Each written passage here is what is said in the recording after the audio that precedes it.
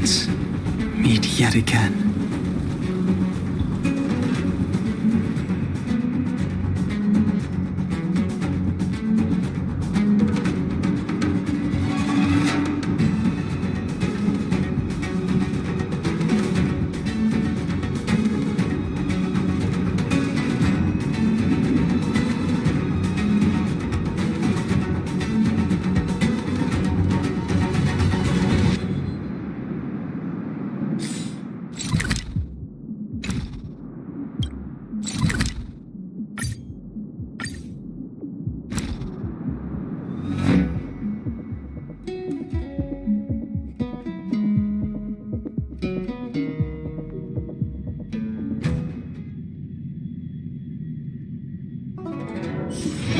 All remains as it did yesterday.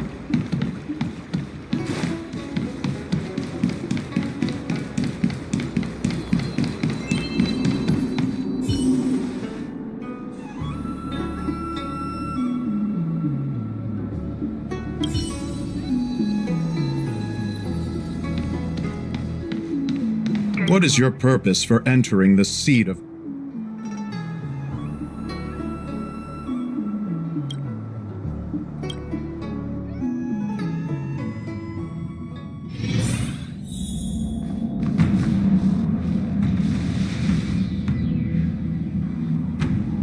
Can you wait a little moment? The Master Diviner will be here soon. She's temporarily taken on the General's responsibilities. Before meeting you, she must make the current situation known and fortify public spirit. This is her first real test as a General. I hope she can get used to things quickly. I don't think I can ever get used to this.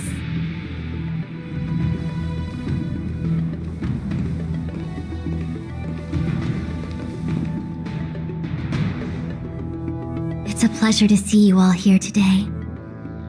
Collating casualties and losses, dispatching forces to round up the remnants of the disciples, submitting battle reports to the 6 charioteers.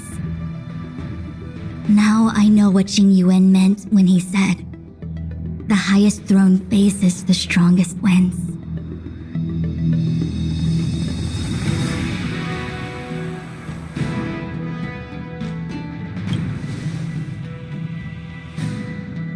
Generalship is no trifling matter. How could I be enjoying myself?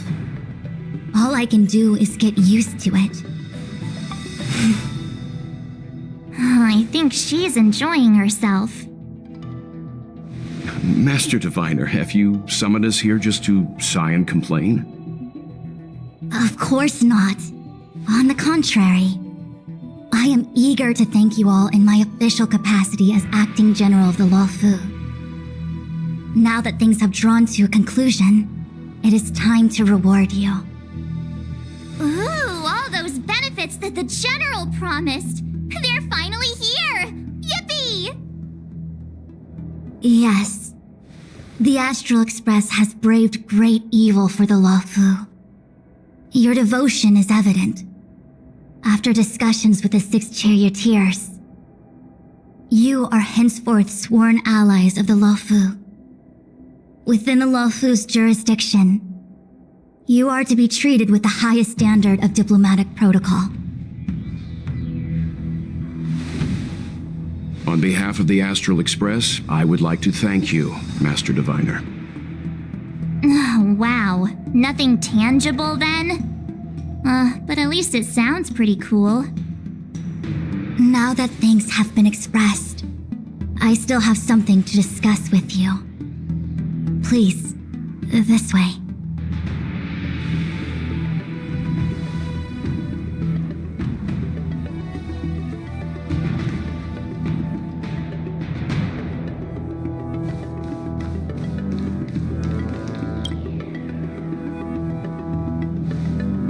Seriously?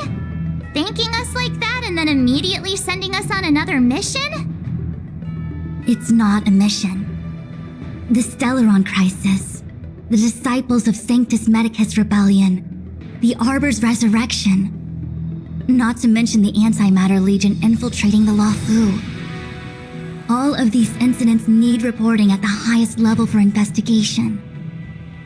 It's just that, having been in the middle of everything, I'm struggling to keep an accurate perspective. I would appreciate if you could go through it all with me, so that I can reacquaint myself with a finer detail. So, where should we begin?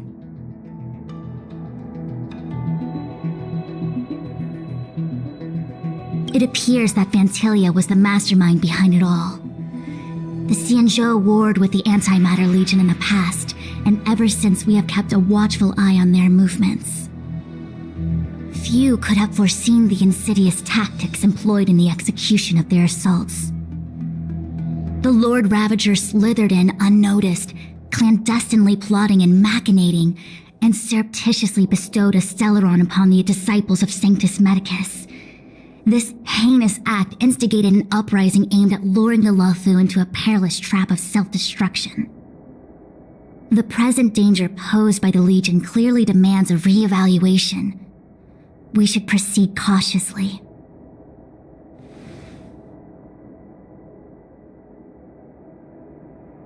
When the ambrosial arbor was severed by the Rainbow Arbiter thousands of years ago, the abundance became a taboo. Those within the Alchemy Commission, the original masters of the so-called Way of Immortality, were ruined at a stroke. The Commission became a shadow of its former self. Presumably, from that moment on, the seeds of discord for the disciples of Sanctus Medicus had already been planted. Some of them were willing to work with the enemy, acquiring a Stellaron from the Antimatter Legion to try and revive the abundance. They succeeded all right. But why would Fantilia's objective to be to realize their wishes? Those traitors gained nothing. They betrayed the Xianzhou only to become sacrificial offerings in the Lord Ravager's grand scheme.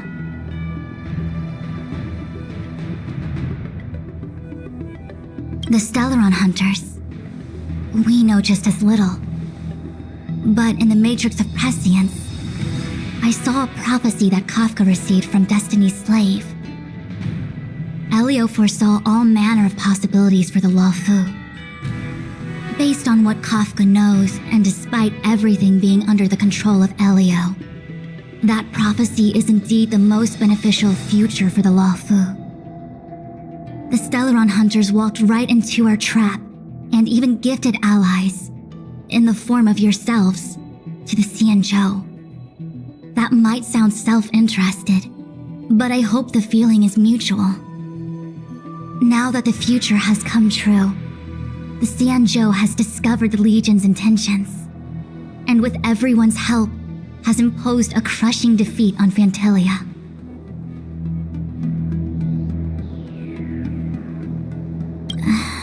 That we may. But as logical as things might seem, there are still many details about which we're uncertain. For example, how was the Stellaron brought onto the Xianzhou? And who sent it onto Scale Gorge Waterscape? How many disciples of Sanctus Medicus still remain at large? All of this is a mystery. Thus far, we've done our best. I'm submitting my report to the Alliance, and I've already got a plan in mind. All of you will feature in the report. But for the sake of Jingyuan, anything related to Xianzhou internal affairs will have names redacted. I hope you can forgive me. I was about to make the same request, Master Diviner. Since the Arbor's resurrection, I'm sure the Alliance will be poring over every detail of the report. I fear that if the Astral Express gets dragged into matters, leaving will not be an easy task. Jingyuan has committed quite a few violations this time around, and I'll have to deal with them one by one. Cloud Knight generals are all such a hassle. Before you leave, please make time to recuperate. If there's anywhere you'd like to visit, feel free to take a look. I must attend to some Cloud Knight matters. Farewell for now. Oh, If you pass through Starskiff Haven, I have something that I hope you can give to Yukong.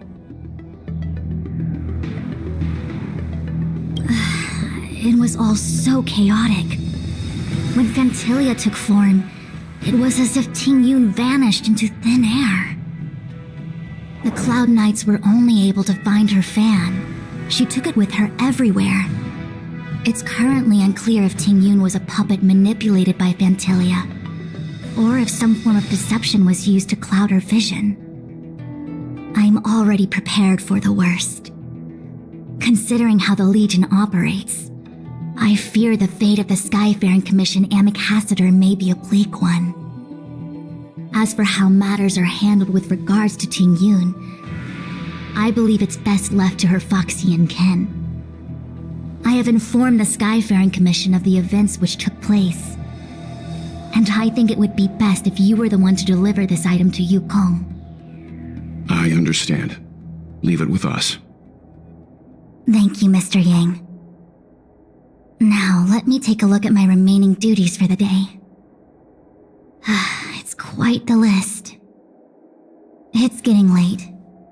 If you need me, I'll be in the Divination Commission Conclave Hall.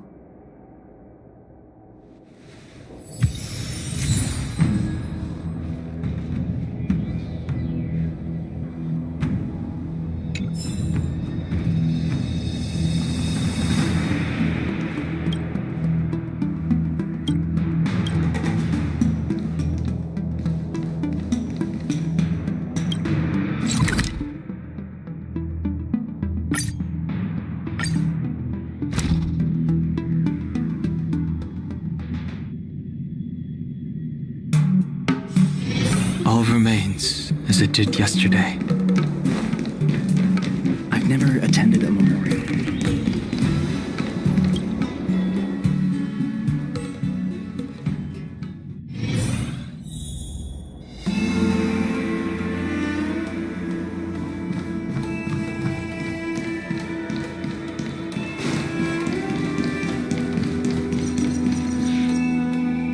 I see. Please extend my regards to the 10 lords. I will. Our condolences, Hellmaster. You have guests. I shall take my leave.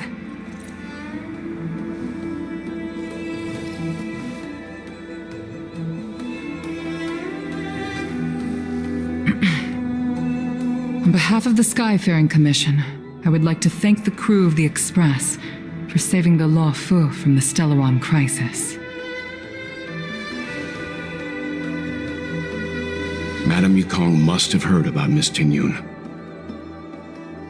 Yes, I have heard. Seeing 4 leave, yet only 3 return, was enough for me to know that Fu Xuan's report was indeed correct.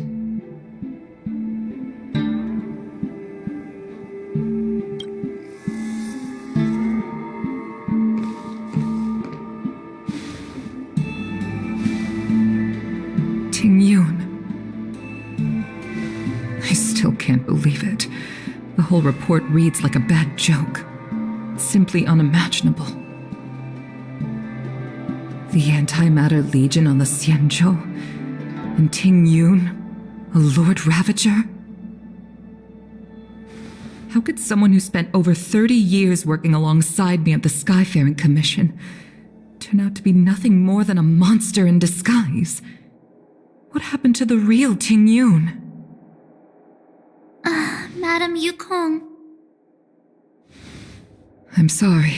I understand. It's just hard for me to accept.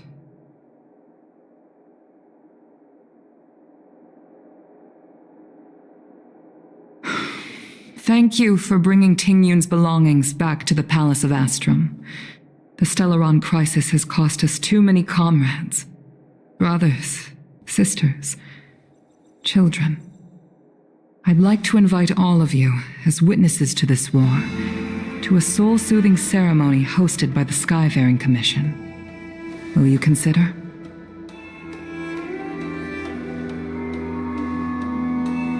A soul-soothing ceremony? To put it into short life terms, the funeral. You see, for long-life species of the Xianzhou, death has always been a distant, mystical concept. Ordinarily, the Ten Lords Commission guides people to the Hall of Karma before any symptoms of Mara are detected.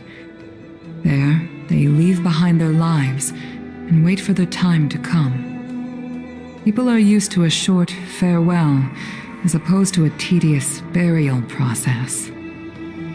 Given our limited lifespans, the only ones who place value on ceremony are us Foxians.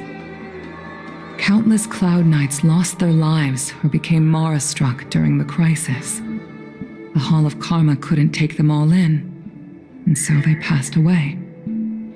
All of these sudden deaths and unfulfilled wishes remind us that long-life species still live out insignificant and limited lives.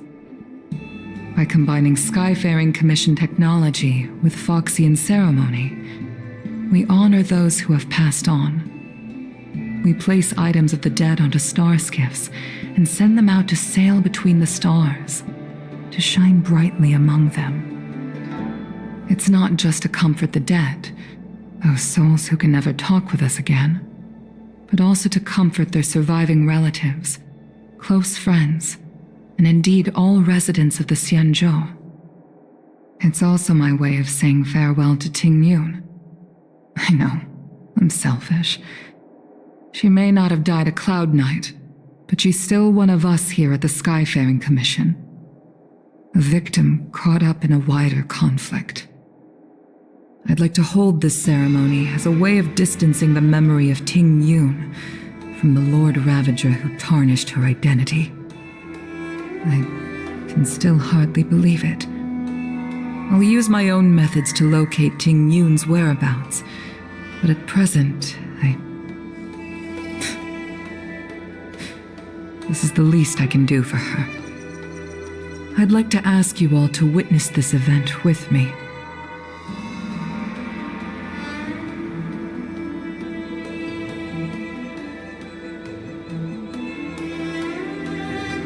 I've instructed Yan Ming to sort through Ting Yun's belongings. I hope you can pick some out to place around the star skiff. Leave this to us. We'll take care of it as per your wishes, Madame Yukong. Once again, my thanks to all of you. I've asked the judges of the Ten Lords Commission to ratify this soul-soothing ceremony, and have commissioned a special skiff at Stargazer Navalia for the ceremony. If you need anything, that's where I'll be.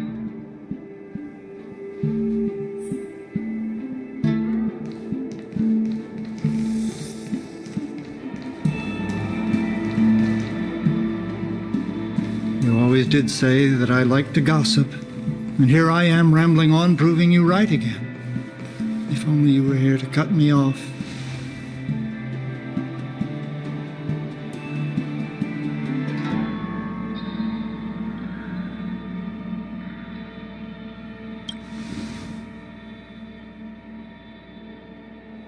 Oh, it's you. For a moment, I thought she'd returned. Did the Helm Master send you over? We're here to help sort out Miss Ting Yun's things.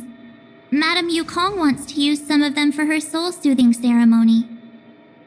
Well, I've managed to get through pretty much everything. It's all in this box. Please, take your time.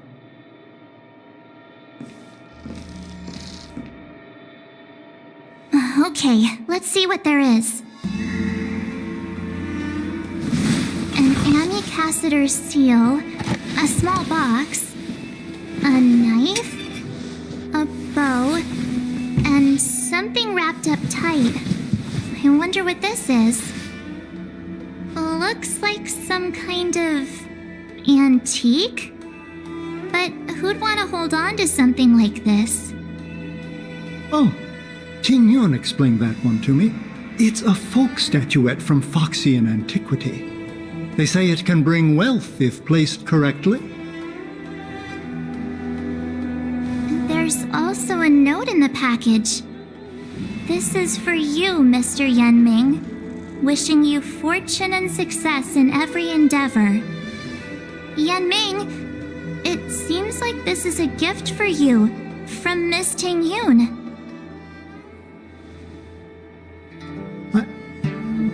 I remember asking her for one at the time.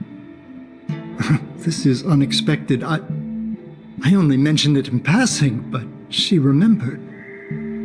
Tingyun and I were from different guilds. We were competitors, but also colleagues. When we used to trade in other lands, we would bring back local specialties and distribute them among friends and other guild members. It became a custom.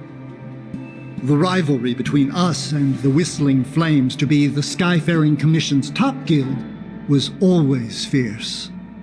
We would gift each other all kinds of bizarre oddities. Candy that made your leg hair grow. A violin that could shatter glass with its piercing shriek. Oh, I was completely unprepared for this. I never thought Tingyun would leave something behind for me that was so sincere and earnest. If I don't return a gift, I'll lose our little duel.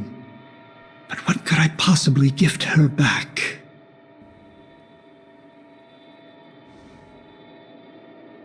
Huh. Besides the seal, the knife, and the bow, none of this seems like something Miss Tingyun would have kept. I thought she was more about jewelry and beauty. Could there be other things similar to what Yanming got? We should take a look.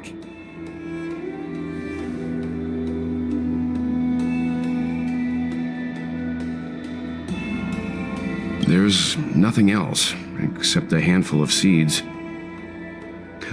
It looks like there's something printed on the bottom of the box. The Sleepless Earl. Let me think. Where have I seen that name before? I can't cook to save my life, but one thing I'm sure of is that's a kitchen knife. I've never seen Miss Tingyun use anything like that to defend herself. It must be another gift that she never had time to send. There's an ad in the knife case. Spices Supreme. A room alley? Which store is that again? This bow.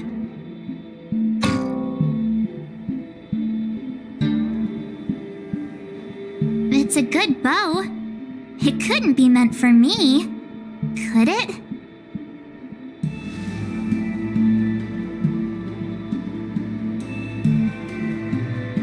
All right, just kidding. Just trying to liven things up around here. Do you know where we're supposed to take these things?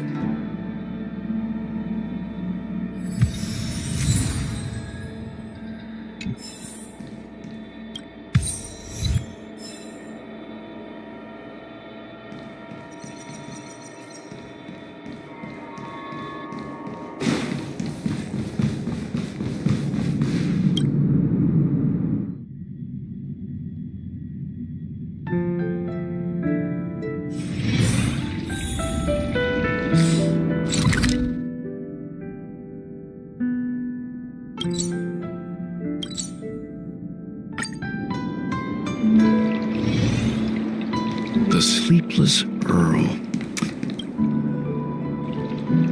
Welcome to the Sleepless Earl. I'm the owner here. The name's Ming Ming.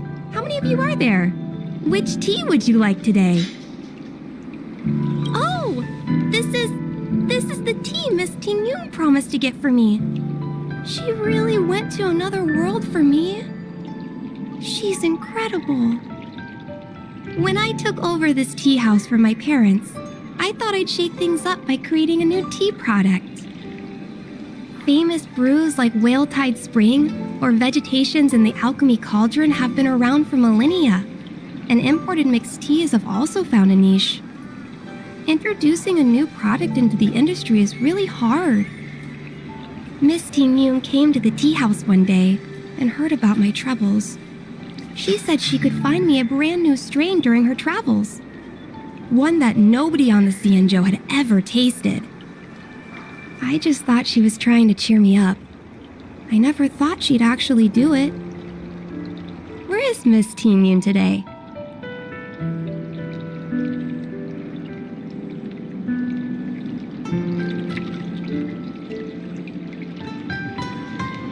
Yes. Now that the crisis has been averted and the ports are resuming operations, Miss Ting Yoon has been dispatched on business with the Skyfaring Commission out to other worlds. Oh, really? Well, that's a shame. Well, hold on a sec.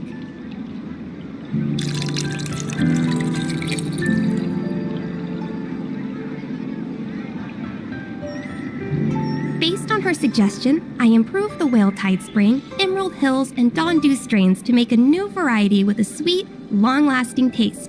I called it Ting Yoon's Blend. Seeing as she can't enjoy it right now, I'll have to invite all of you to try a cup.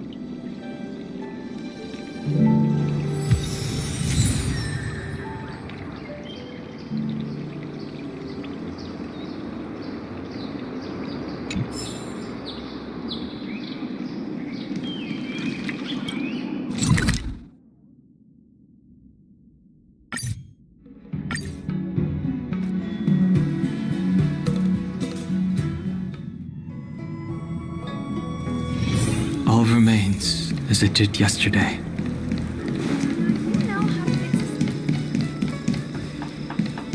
The Wafu is famous for its monk. Oh, how's it going? Did you take some time off? See any more of the Cienjo? Isn't that the place on Aurum Alley over in Exalting Sanctum? All the foodies go there. What about it? Planning on treating me to a feast?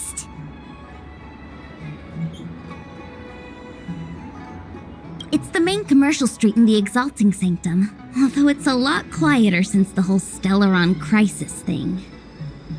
Tourists fresh off the Starskiff always head to Starwatcher Avenue in Starskiff Haven. It's one of those bustling tourist streets.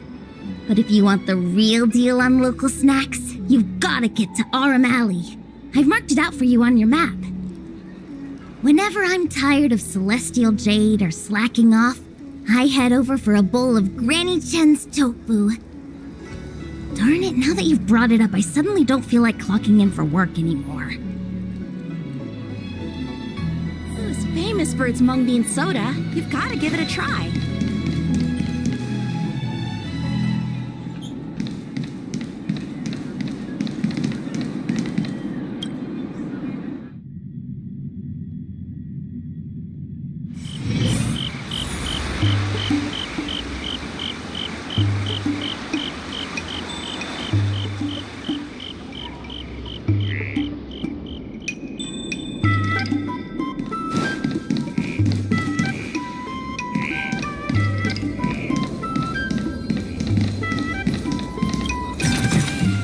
This could serve you well.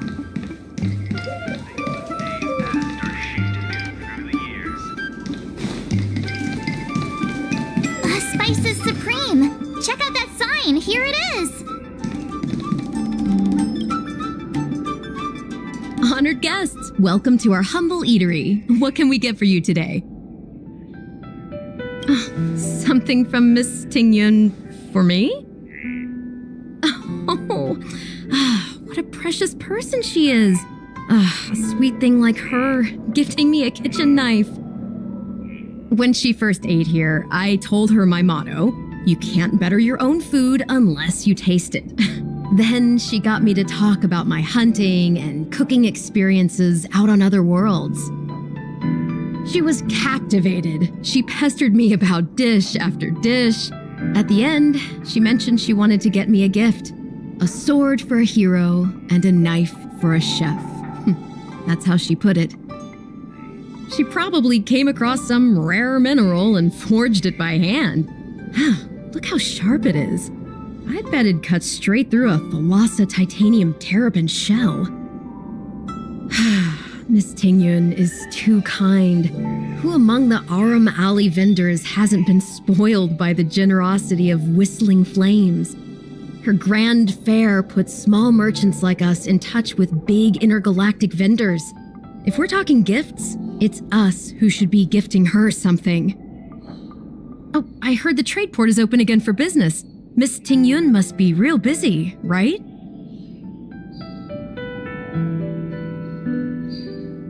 Miss Tingyun couldn't tear herself away from work, so we've had to gift this on her behalf today.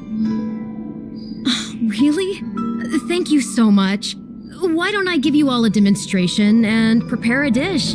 My treat. I'd love to repay this kindness.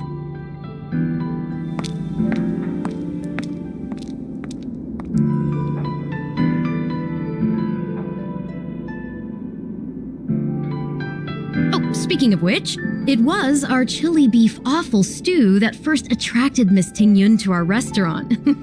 It's spicy, sumptuous, and guaranteed to get the mouth watering. Not even a girl as refined as Tingyun could resist the temptation. About that bow, I think I know who Miss Tingyun intended to gift it to. Mr. Yanming said an ambassador will return with a gift for a trusted colleague. The person who Tingyun trusts the most is Madame Yukong, right?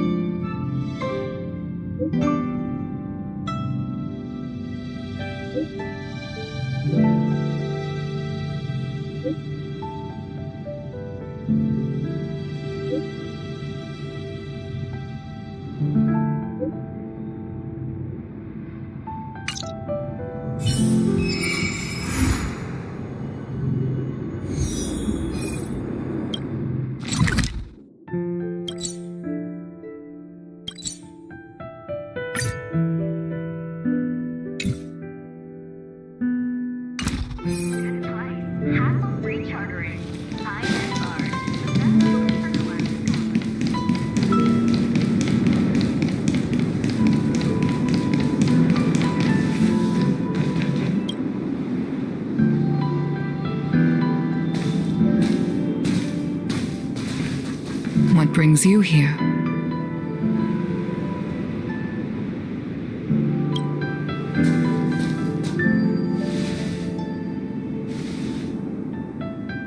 This bow. Did Tingyun pick it out for me? She understood my pain. It's a shame I can no longer do anything for her.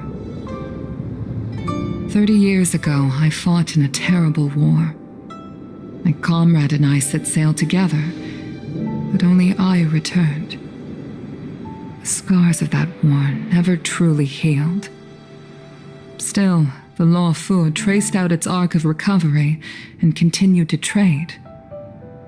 I felt tired of voyaging, like I'd lost the courage to pull on a bowstring ever again. I hid away in the Skyfaring Commission and buried myself in work, never wanting to see the sky again. Despite rising to Helm Master, my military career hadn't prepared me for the type of meticulous planning work now confronting me. Tingyun, on the other hand, was a born merchant, always discussing business matters with me and offering up advice, even if she was my subordinate. She never fought alongside me on the battlefield, but in her own way, she became a comrade in arms. Without the help of Ting Yun and the Guild, the Law Fu would not have been able to recover in the space of just 30 short years. I used to think that the Xianzhou had changed with the times. Geniuses like Ting Yun were the future for the Skyfaring Commission's next generation. They would bring prosperity to the Law Fu. I was only ever suited to the flames of war. I was wrong. Only when the last minions of the Antimatter Legion are wiped out will I become useless to the Xianzhou. The Xianzhou needs people like me, those willing to cruise the sky and fight the flames. The star skiff is ready for the ceremony now. Everyone, please place your objects aboard the star skiff. Wait! Wait for me! Miss Ting Yun prepared a gift for me. As a fellow ambassador, I cannot fail to honor our custom.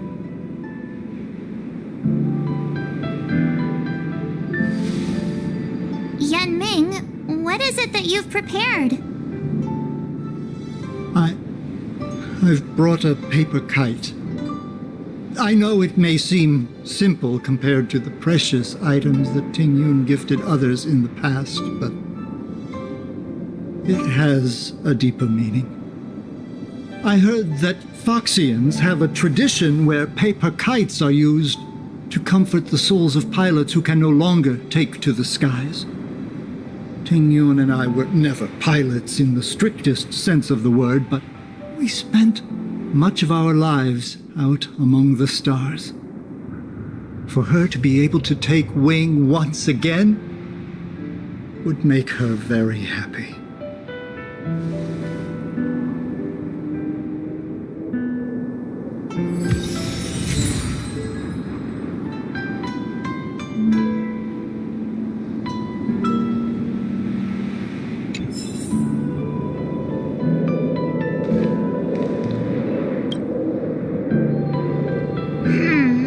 Out of all this stuff we've got, what do you think we should place on the star skiff?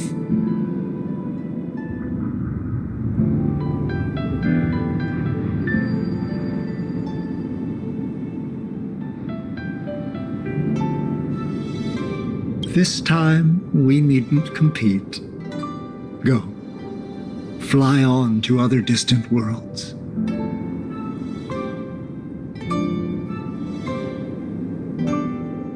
This is a gift from Miss Yensui on behalf of all the restaurants on Arum Alley. You're going to love this. This is the tea that Meng Ming has made, especially named after you. Thank you for everything you've done for the Skyfaring Commission and the Law Fu. This small seal is the foundation of the Xianzhou's prosperity. The Skyfaring Commission shall never forget you, Ting Yun. I will seek out the truth, and if it is discovered that you were taken from us, I swear to avenge your unjust end. It is time for the soul-soothing ceremony. Please make your way to Earthrise Agora in Starskiff Haven.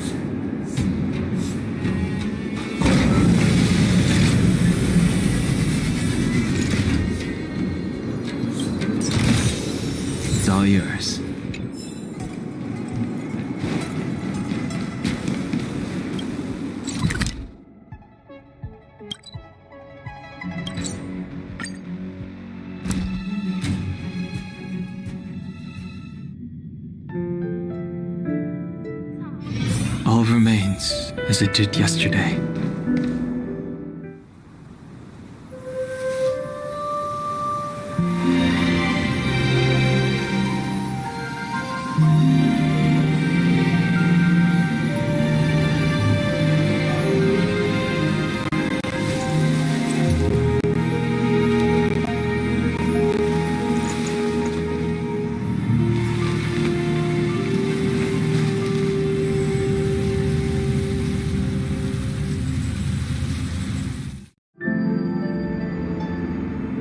General, the ceremony is finished.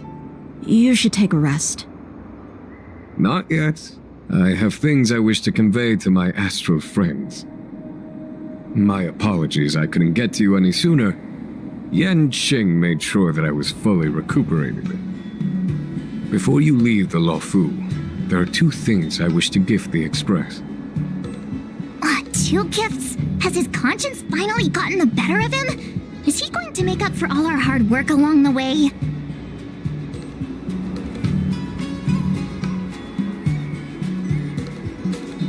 Please, let us reconvene at the seat of divine foresight.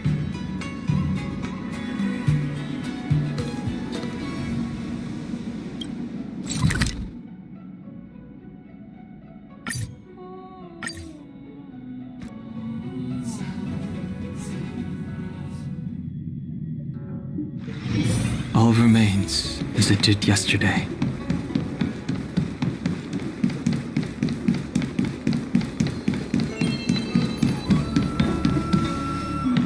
What is your purpose for entering the...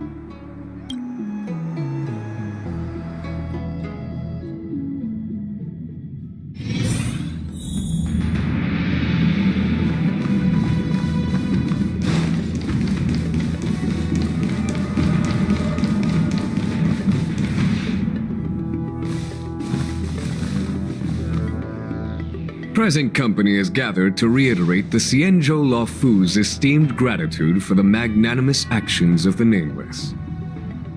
I am sure Lady Fu has given voice to this already, but the Luofu is greatly indebted to you. Therefore, on behalf of the Luofu Cloud Knights, I hereby present you with a Jade Abacus, a symbol of our allied friendship.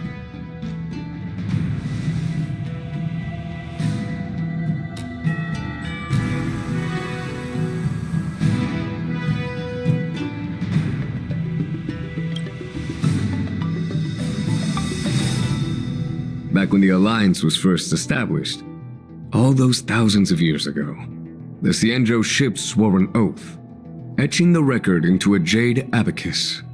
The world may crumble, and the heavens may fall, but this oath shall never be broken. The same is true of this Jade Abacus. It is a record of the Luofu Cloud Knight's promise to the crew of the Astral Express. It is also a beacon. Grip it tightly, and it will send a message to the Jade Abacus here, in my hand. No matter how astronomically distant you are, the Luofu Cloud Knights will always come to the aid of the crew, whatever your need may be. Wow, now that's what I call a payoff. Of course, I trust that such an important article will not be used for trivial or inappropriate circumstances. I hope you can understand. Yup, got it. Say no more. Sure thing. Thank you for your generosity, General. Don Hung. General. In accordance with the Edict of the Ten Lords Commission, I am hereby authorized to relieve your banishment decree.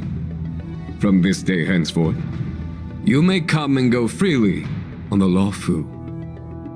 Nice!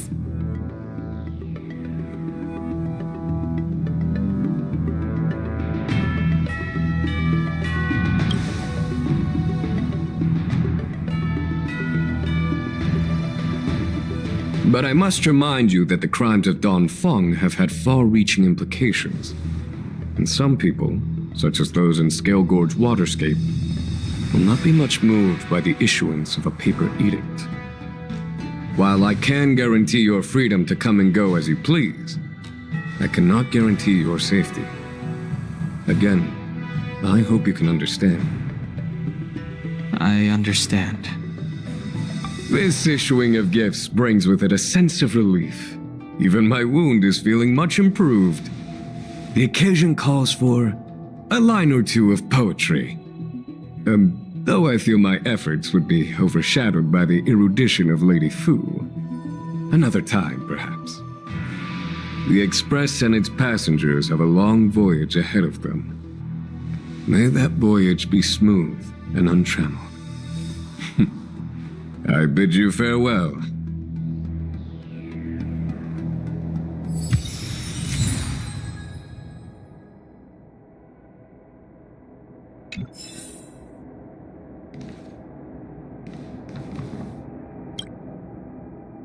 Himiko messaged me. The Express detected the Jade Gates reopening.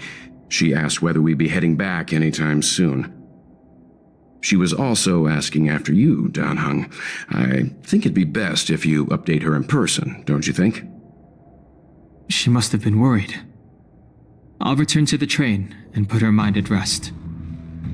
Himeko must be eager to hear about what we've been up to on this mission too, right?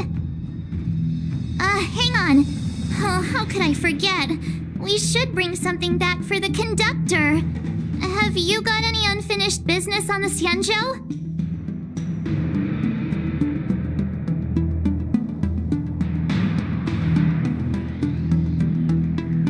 I've got goldfish memory. We haven't had a chance to say goodbye to everyone we met so far on this trip. Fine. Danheng and I will go back to the Express. The two of you come back soon, okay? Don't worry, Mr. Yang.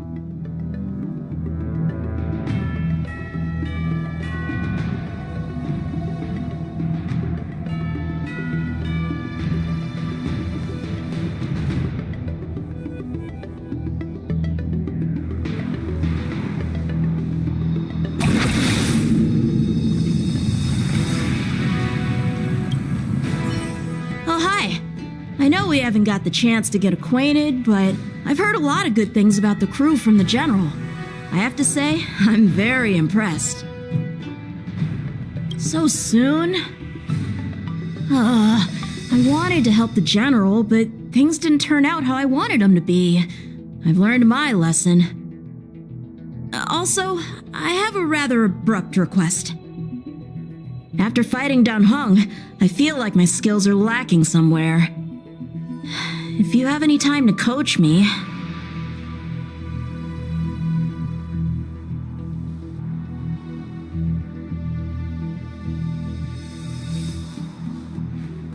I'm worried that he still holds some grudge against me.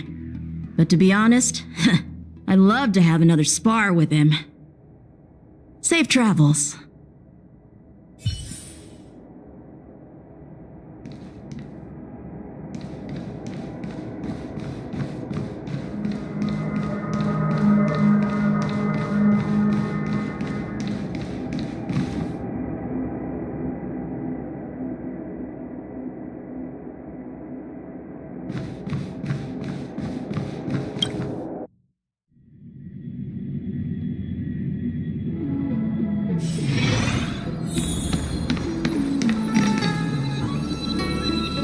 Good quality, good price, hassle-free chartering. High-end barge, the best choice for galactic commerce. This could serve you well.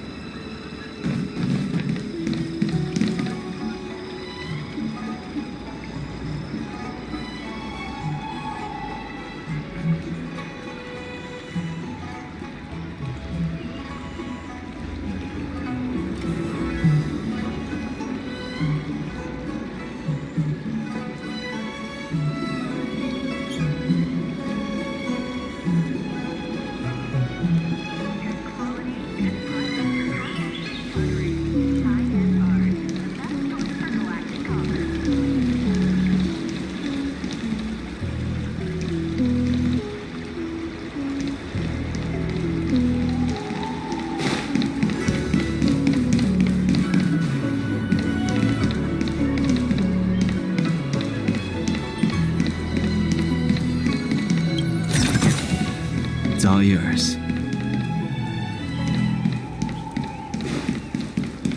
Good quality, good price. Hassle-free chartering. High-end barge. The best choice for galactic commerce. Lived in love will never be dull. My dad is an ace pilot! He finished the Gray Sky route in 12 parsecs. Things of days past are shaped anew through the years.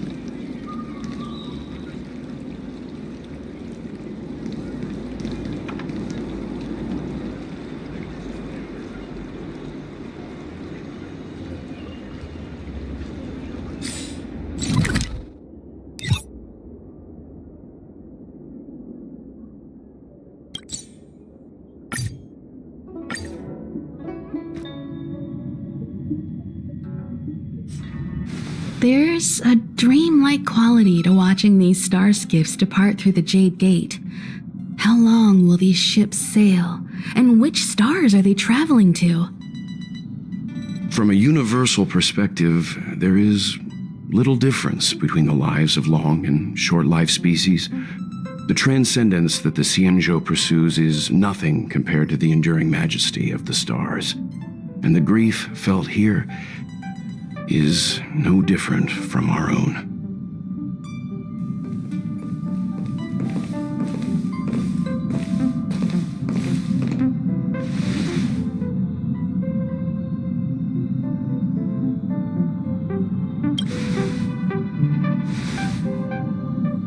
You're back! Welt was telling me about your experiences. I'm more than a little envious. The Ambrosial Arbor, the Ebon Deer, the Divination Commission Matrix, Scale Gorge Waterscape. I pestered Don Hung to tell me about his experiences, but alas, what could have been a magnificent saga was reduced to a few words and a grunt. Next time, I think I should be the one trailblazing with you guys. Welt can stay on the Express. Since when did the work roster just change like that?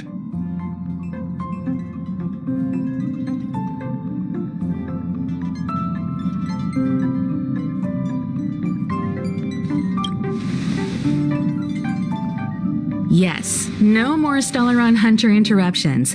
It's time to get our original plan back on track. Our next stop is Penacony, remember?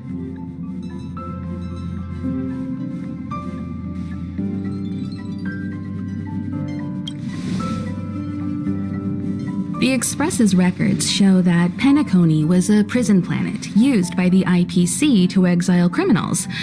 At least, it was at the time of recording. However, following a Stellaron burst, the planet fell into the arms of Shipe. They say it's been transformed into a prosperous and ethereal realm. The family is throwing a banquet there, and they sent invitations out to the Express. I was curious about the state of the planet, so I accepted. When the conductor is ready, we can set off for the next stop.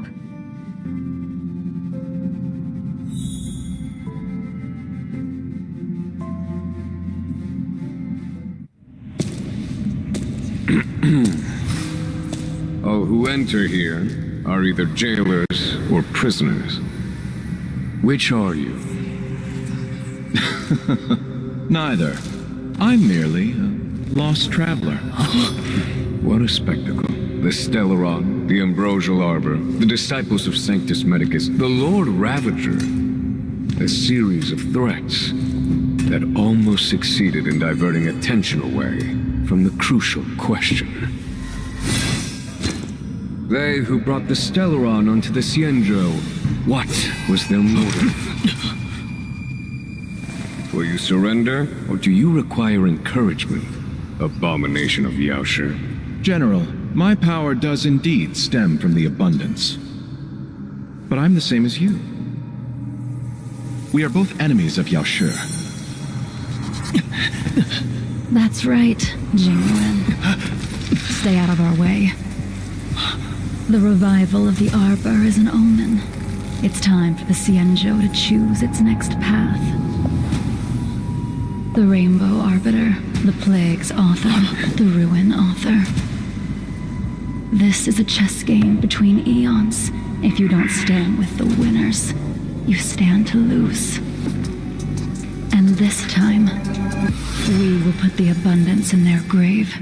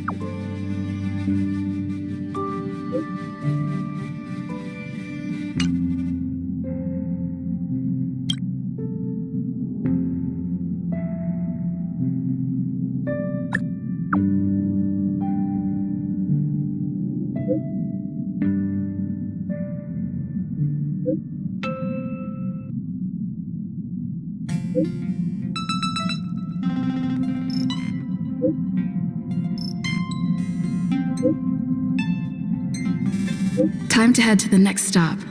Let's meet up with everyone in the parlor car.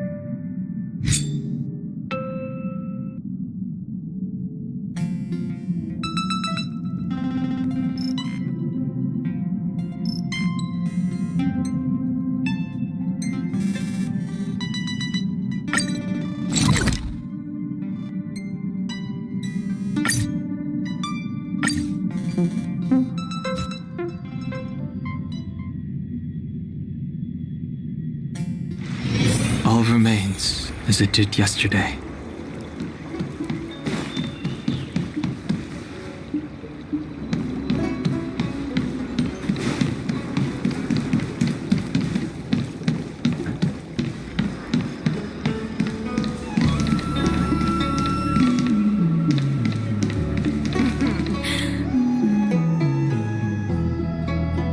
Old registration always takes forever.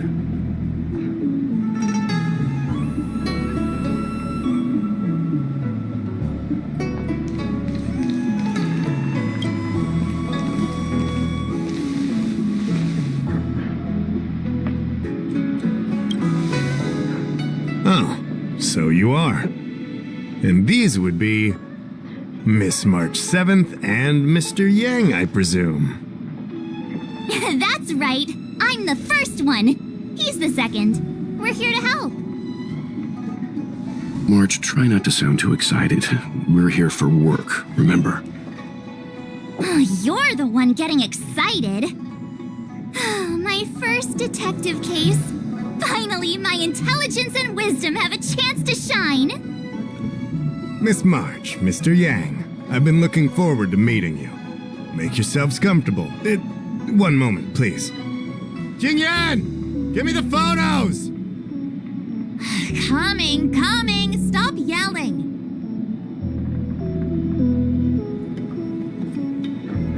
Thanks for waiting. These are the Outworld travelers who were sighted in the location specified by the General and the Master Diviner.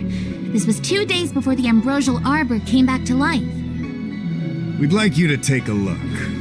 Do you recognize any of them as a threat? Let me take a look. So these are the suspects. Uh-huh. I see.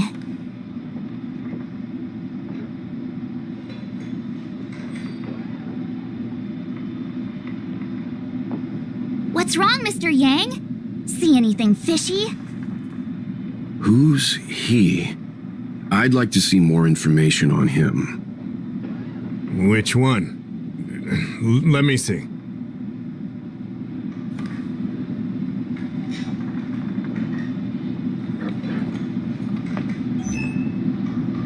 I thought we talked about copying people. I don't have any concrete evidence, but I think he's worth checking out. Oh, him? I remember him. He's a traveling merchant. He trades throughout the universe. Knows a thing or two about remedial arts, too. He registered himself on the Xianzhou as... what was it again? Locha. His name is Locha. That's right, Locha. He came to the Xianzhou with a huge box this time. Some sort of funerary contraption. It had a funny name, something to do with coughing. And it was pretty conspicuous. I had to ask him about it. A coffin. It's a tool that certain non-Shenzhou travelers seem to use in death rites. I'm guessing our guests here might recognize it. Huh. I swear he said coughing. Anyway, we checked him out. His record on the Xianzhou is squeaky clean. As for this caffeine thing... Coffin. Yeah. Either way, it definitely had something to do with funerals. There are lots of travelers on the Luofu, each with their own star system and death rites. I guess that must be Locha's line of work. Is there something up with him? Not necessarily, but I have my reasons for wanting to investigate. What was he doing in the days leading up to the Ambrosial Arbor's resurrection? That's complicated. Come with me to the Foursquare Mirror. It'll be easier to explain. Exalting Sanctum is one of the Lawfu's crucial central cities. The higher-ups are very concerned about security issues here. That's why there are so many Psycranes stationed in the area. Lawcha arrived on the Lawfu a few days prior to the Ambrosial Arbor's resurrection. Up until the day before the resurrection, there was nothing suspicious about his behavior. I figured it out! The day before the resurrection, he appeared near the Ambrosial Arbor with a Stellaron.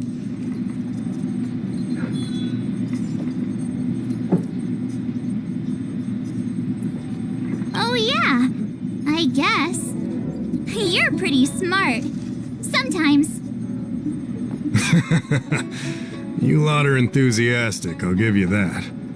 The reason I mentioned the day before the resurrection is because we have no idea what he did that day.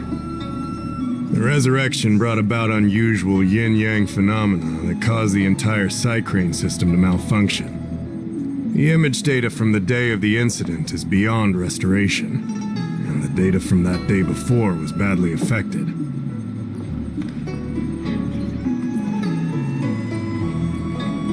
We will, in due course. But we can't be too general. Specific questions are key. Not to mention, without a clear suspicion, it would involve multiple interrogations. So, if you feel this Lawcha is suspicious in some way, make it known. Then I can arrange for his detention and interrogation. How should I put this? He just looks kind of... Mr. Yang, you were going off of his appearance this whole time? I thought you had some super secret thing up your sleeve. Didn't your mom ever tell you not to judge a book by its...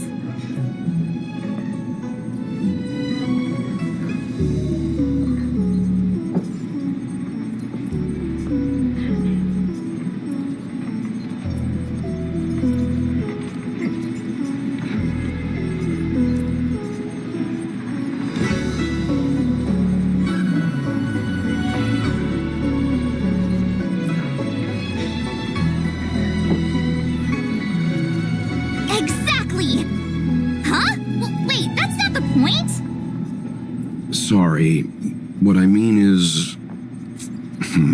it's difficult to explain, but my instinct tells me this Lawcha is involved somehow. Apologies, I realize this is personal speculation. That's all right. Instinct is an important part of any Realm Keeping Commission investigation. There are times when my gut tells me something's not right. And there's usually a reason for it.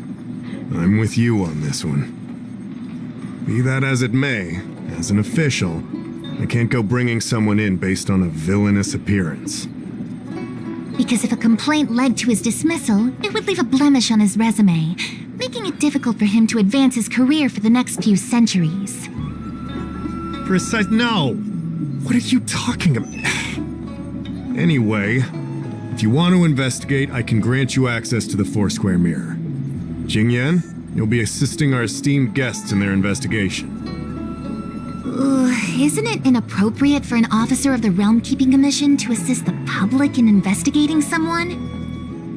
Not at all. Make sure you don't leave the Commission. Just help them check the Psycrane footage. Keep me updated on progress. If you find hard evidence, I'll be there in a flash. One thing, though. Don't approach him. If you make a discovery, contact me first. We're thankful that you're entrusting this to us. We'll keep it by the book. Don't worry. The Express crew keeps its promises. We won't disappoint you. Jingyan, over to you. I need to get going. Understood. This might take you some time. Come and find me when you're ready.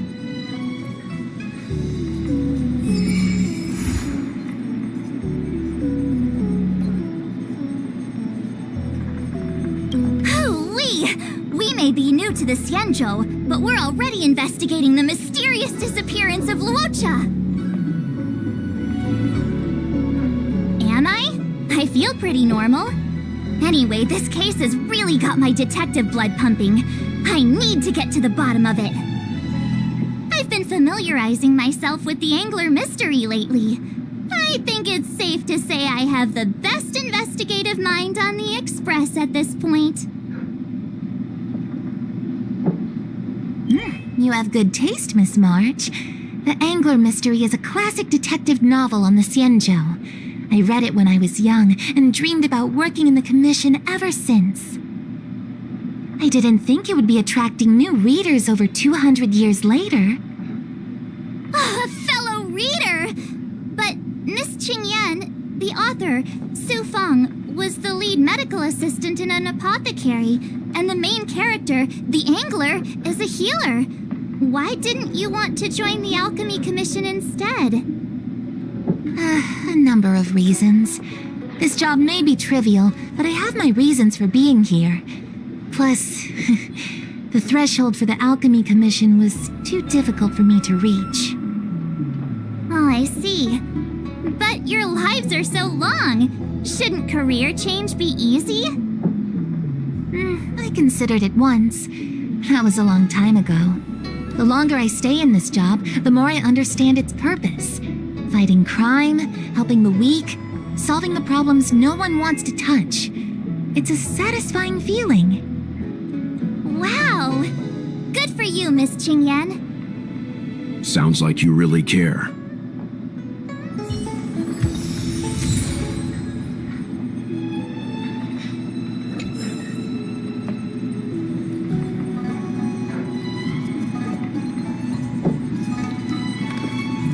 I can bring up the data anytime from here. Are you ready? All right, follow me.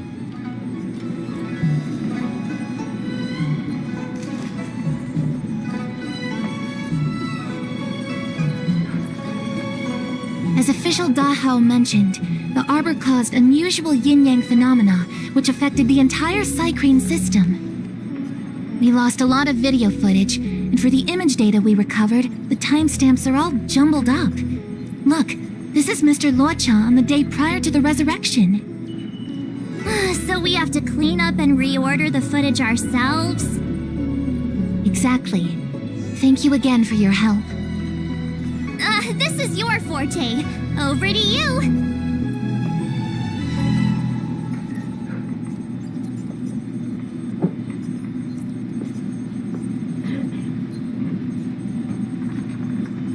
That's right. And you're the sidekick.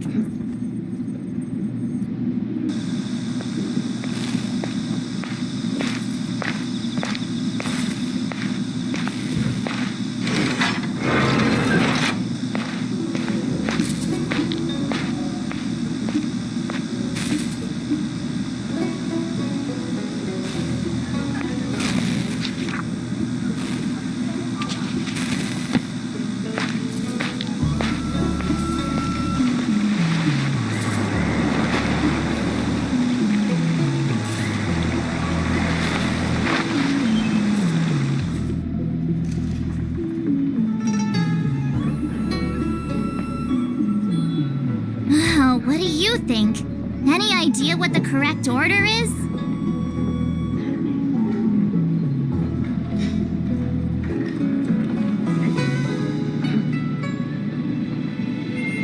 Let me see if this order works.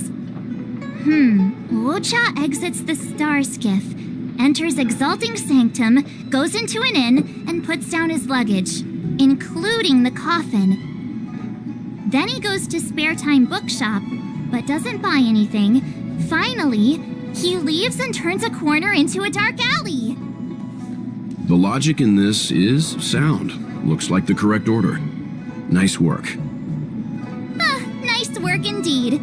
You're sidekick to a genius detective after all. Where does this corner lead to?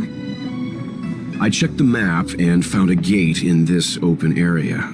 Look, there's a small dock on the other side. He may have left on a star skiff. Why would he leave Exalting Sanctum via a secluded dock? That's so suspicious. I don't think Mr. Luocha could have departed from there. The dock you're referring to is Yunsho Crag 999. It belongs to the seat of divine foresight. It's only used during invasions. That's why that gate is almost always locked. As far as I know, it's been locked for centuries and only gets opened for occasional inspections. The key question is, when did he leave? There's only one gate in this area, at least on the map.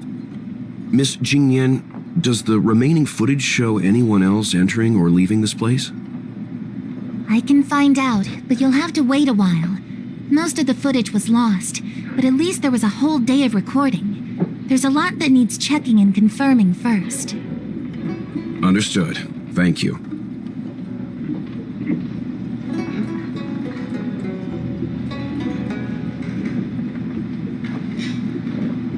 Thanks so much. We'll be waiting. Patiently.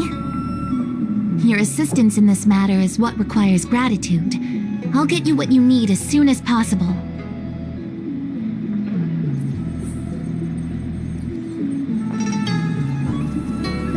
Thanks for waiting. I checked all of the footage we have of the open area.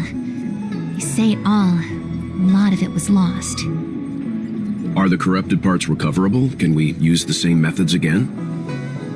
For some of them, maybe, but I can't guarantee anything. I'll do my best, of course.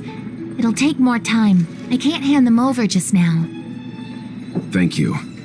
Did you find anything in the remaining footage worth paying attention to? Only that someone left the area through that exit around 2 hours after Luocha's appearance here.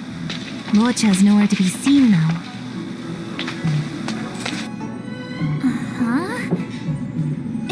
Isn't this a scene from the Angler mystery?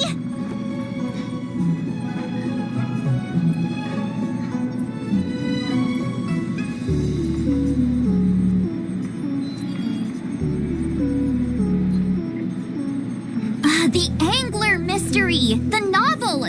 There's a scene that's identical to this footage! Now that you mention it... I'm not sure I follow. The Angler's origin story, of course. He's a healer from the Alchemy Commission who gets on the wrong side of a mysterious organization called the Tea Society. 2 agents in dark clothing wait for him to be alone and then poison him. The drug has the same de-aging effect as the Vidyadhara's hatching rebirth. The Angler gets younger and turns back into a child. From there on out, the Angler pursues the Tea Society while solving all kinds of strange cases.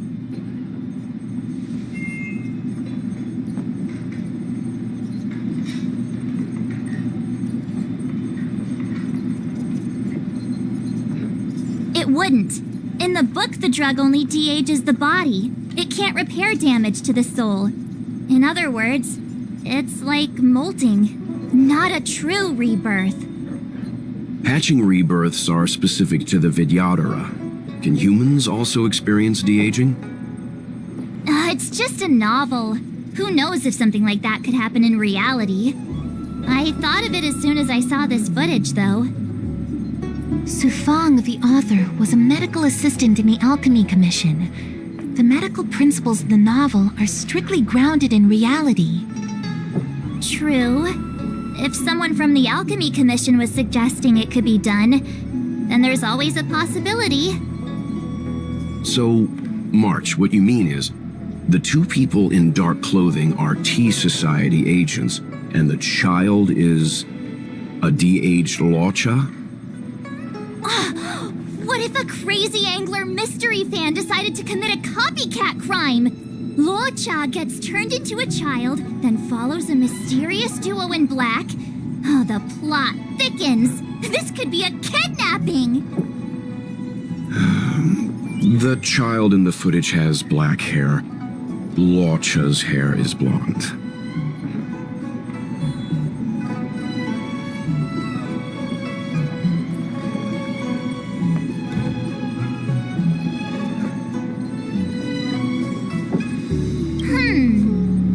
dyed his hair. Hold your horses, everyone. I recognize this child now.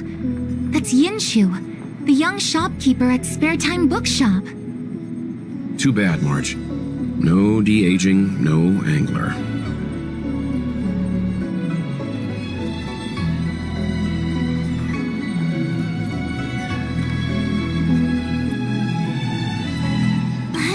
No, this is completely different. The Cycrenes weren't able to get a clear look at the two people in dark clothing. Let's ask Inshu. Maybe she saw something. I'll keep trying to recover the lost footage. I'll contact you if there's a breakthrough. All right, let's go! Time to interview the witness.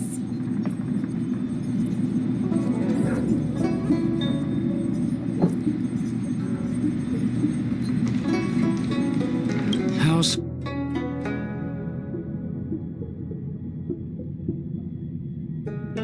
Drop by the Realm Keeping Commission if you need help.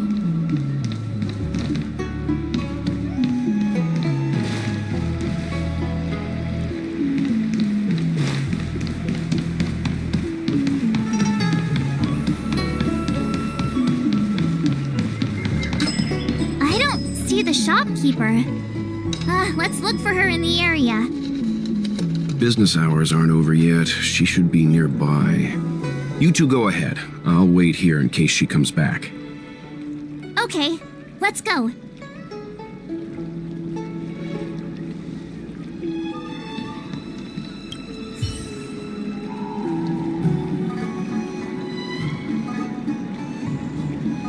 So she asked someone to look after the shop for her. But where are they?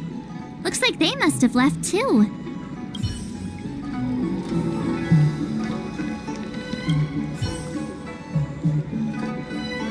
Looks like Yinshu isn't here after all. Where could she be?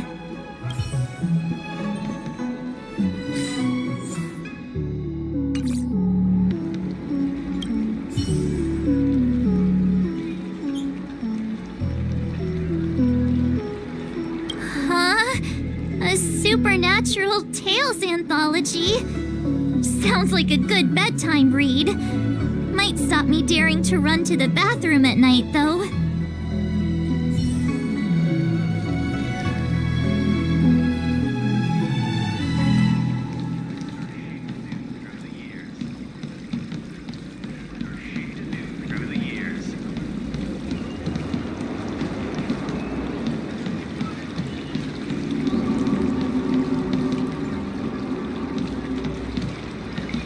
Hey, mister!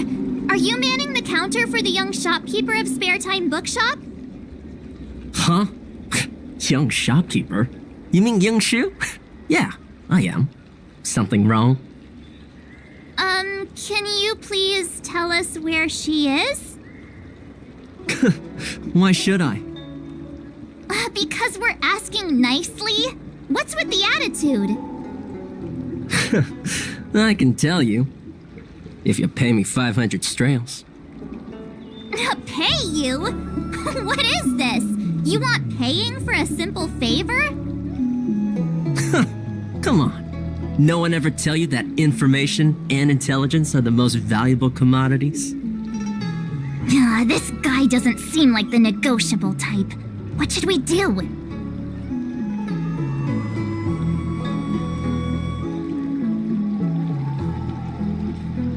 Oh, you dare threaten me? Do you know who I am? The question is, do you know who we are?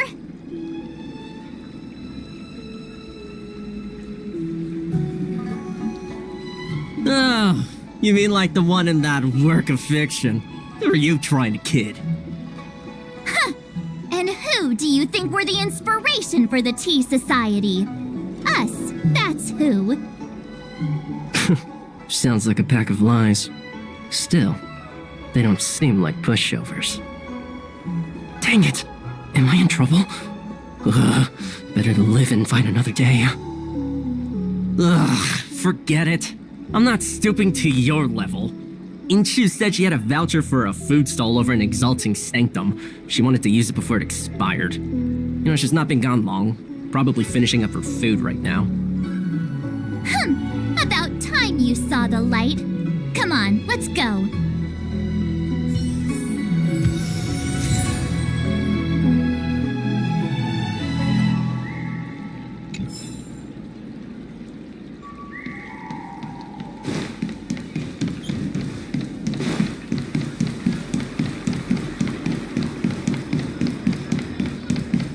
Love will never be dull. Come to Bonds of Love to find your perfect... Are you Yinshu? The shopkeeper at Spare Time Bookshop? There's something we want to talk to you about. Yeah, that's me. Can I help you? You're heading back to the store, right? Let's walk and talk. I'll tell you all about it on the way. Oh, okay. Let's go.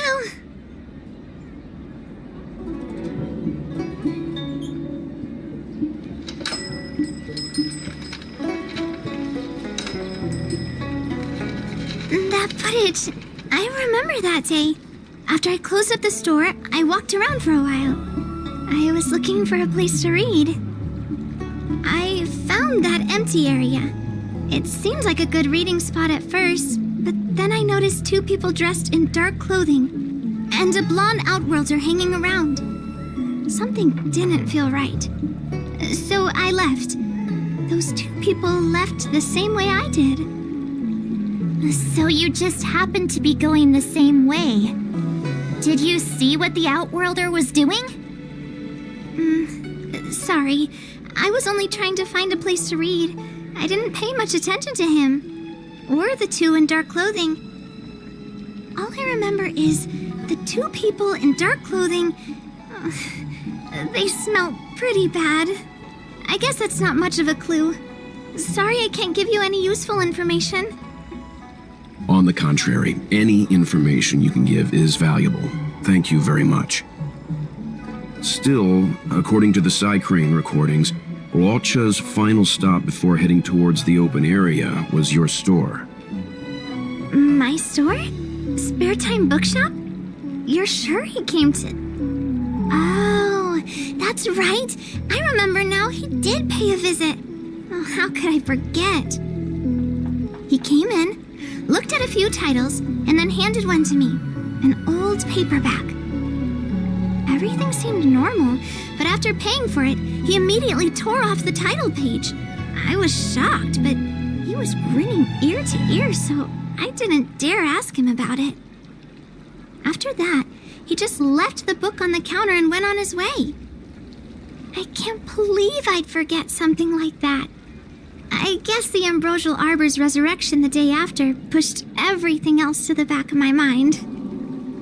So, what was the book? The Angler Mystery. I was wondering what to do about it. I can't sell a book without a title page. But since you asked about it, here, you can have it. Mr. Yang's instinct was right all along. Locha is a villain. How could he do this? Tearing up a book as well written as the Angler Mystery. Unacceptable.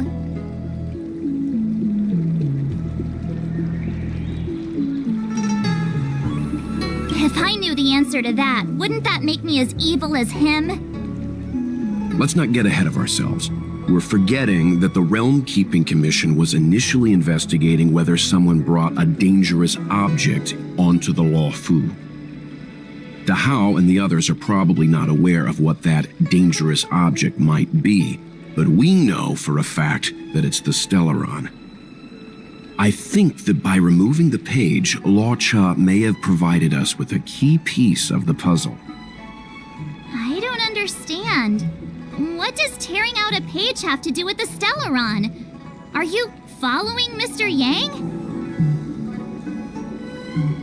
That's all right. This is a bit of a conjectural leap.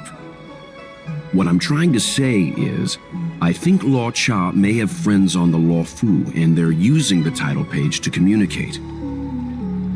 That makes him even worse! How dare he use a book that praises justice for his evil plans? I'm afraid evil plans are still within the realm of speculation at this stage. We We have no way of knowing exactly what he did because the Psycrane data was lost. So, is this a dead end?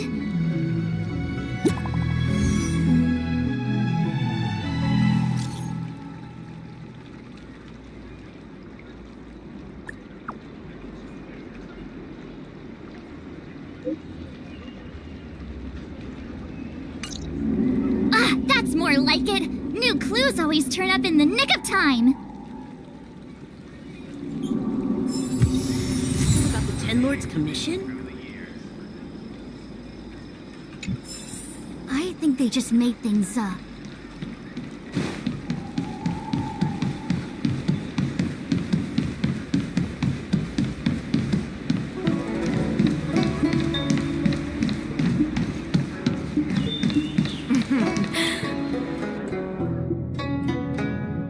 Household registration always takes forever. So, we now know what time Luocha left the open area. Nice! You found footage of him leaving? Yes, according to the Psycrane recordings, he left the area 2 hours after he entered. Strange. Why spend 2 hours in such a confined area? He must have been up to something.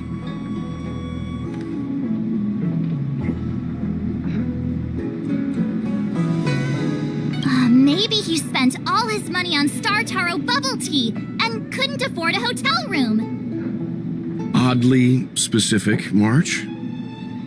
It's a shame no Psycranes are installed in that area. We still have no idea what he was up to. This Luocha is getting more suspicious by the minute. Psst. I know Mr. Yang never wears his heart on his sleeve, but do you get the feeling he's a little restless?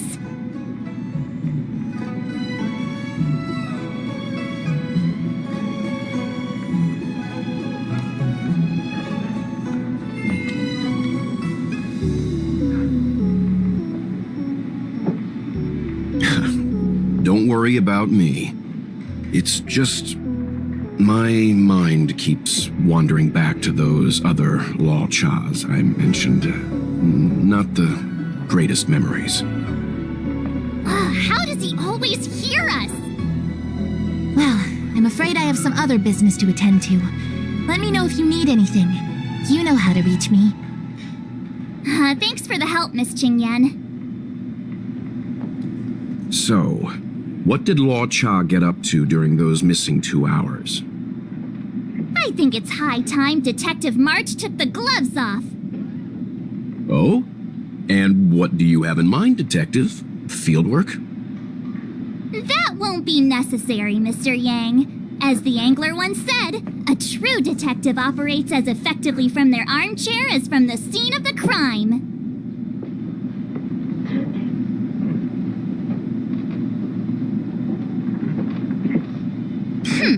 I'll quote the angler again. The field officer is a diligent specimen, yet they lack the detective's instinct to deduce facts from evidence. Well, seeing as you're so confident, let's give your idea a try.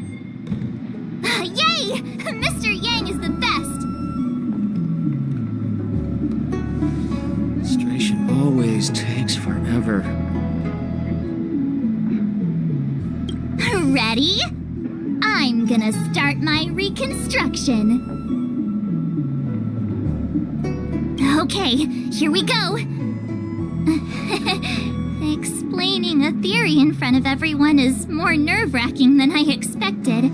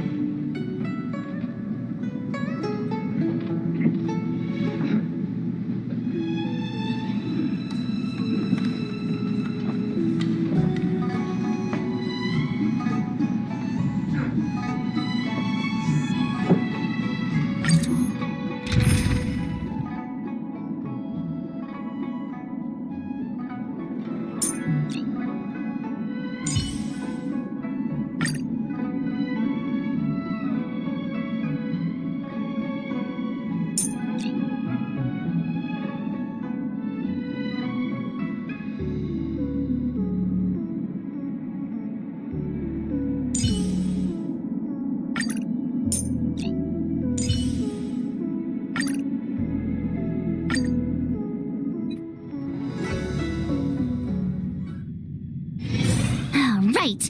I'll be using the angler's deductive method. Reconstruct what happened from the bad guy's perspective. And now I'm Locha.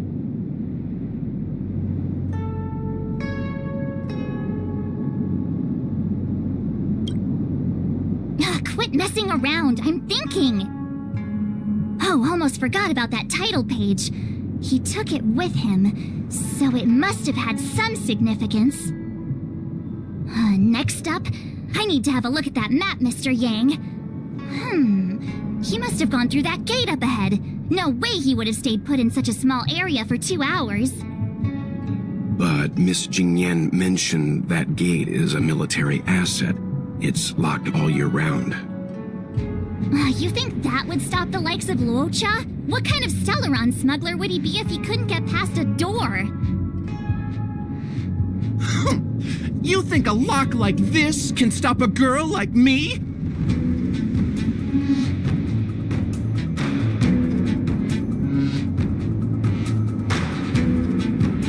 Fine, I'll be me. You guys will have to imagine his lines instead.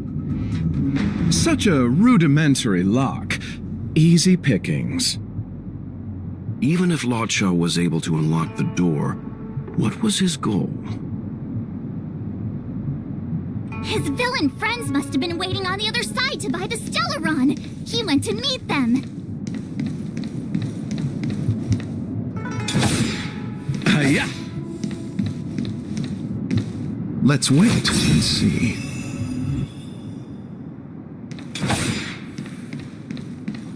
Where are you going? We're trying to trace Locha's movement. We shouldn't backtrack.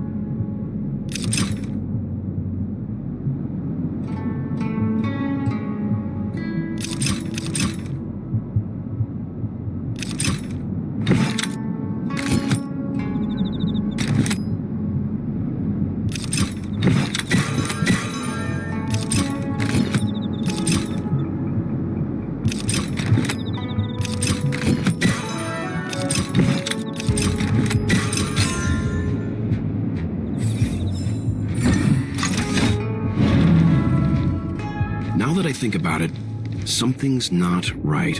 Why would they rendezvous at a military airfield?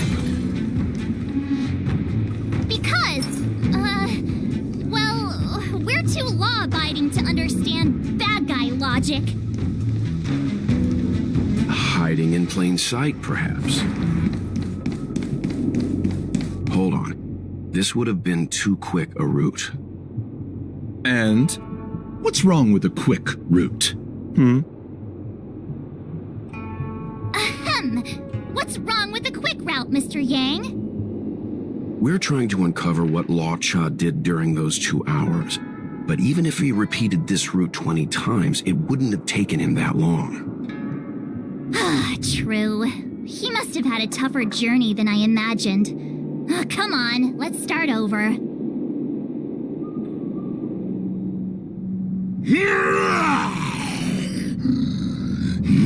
You look like a tasty morsel. Those who dare to enter here must face a delicious... Ha! Your eyes are bigger than your stomach, foul villain! Have at you! Why is the monster talking now? You know, just a little dramatic effect. Repay! You chose the wrong enemy. The strength. Heaven's surge.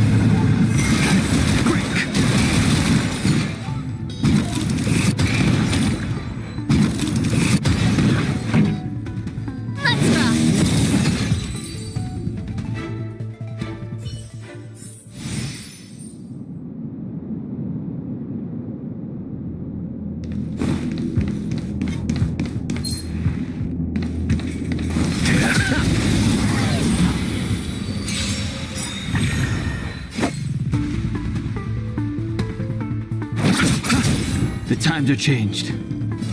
Heaven's surge. Rise!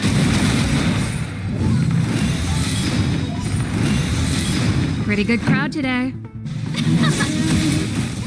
Did that.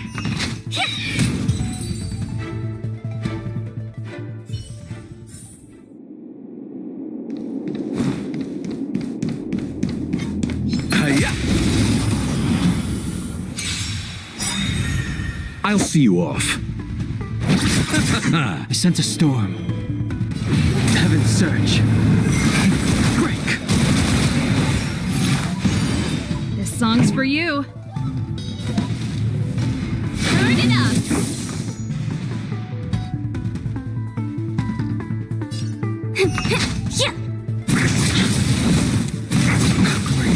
You chose the wrong enemy.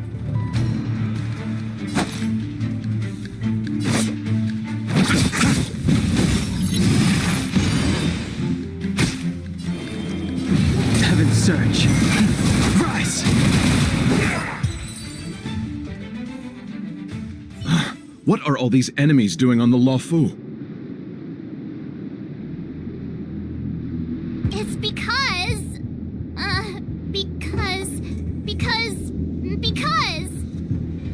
March, you don't have to add in combat scenes while you're figuring out where to take the story. We can wait.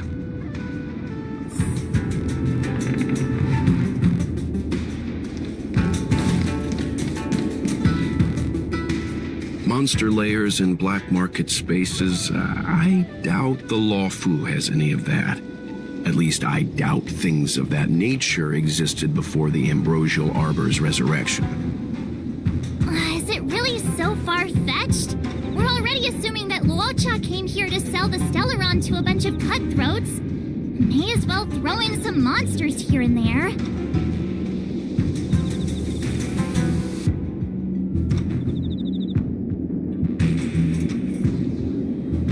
It's more fun this way? Anyway, it's not like we're gonna be able to conjure up exactly what Luocha ran into. Why not use our own interpretation to bridge the gap?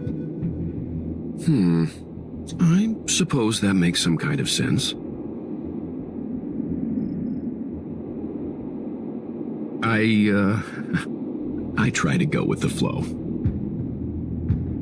I didn't expect this place to be so treacherous. I'll need to be on my guard going forward. I wonder, just who is the buyer interested in the Stellaron?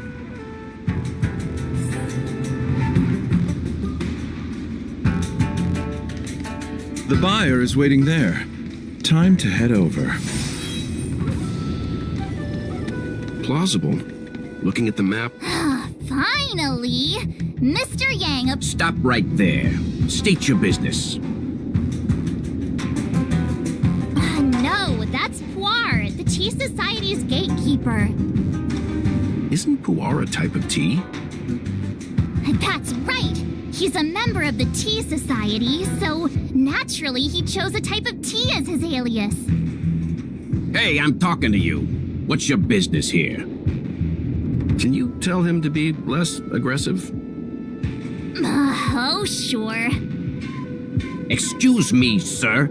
May I ask whether you're here on business, or... Never mind.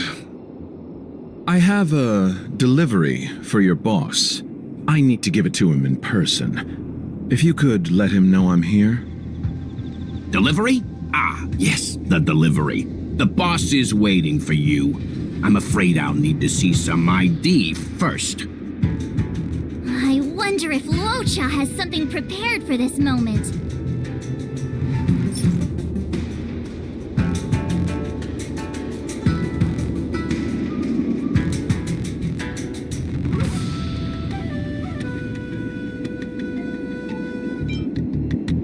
That's the code.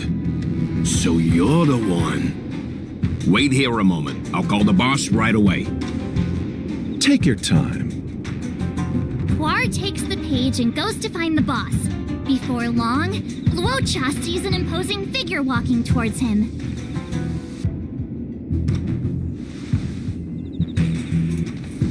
Boss, this is the one. He brought the delivery.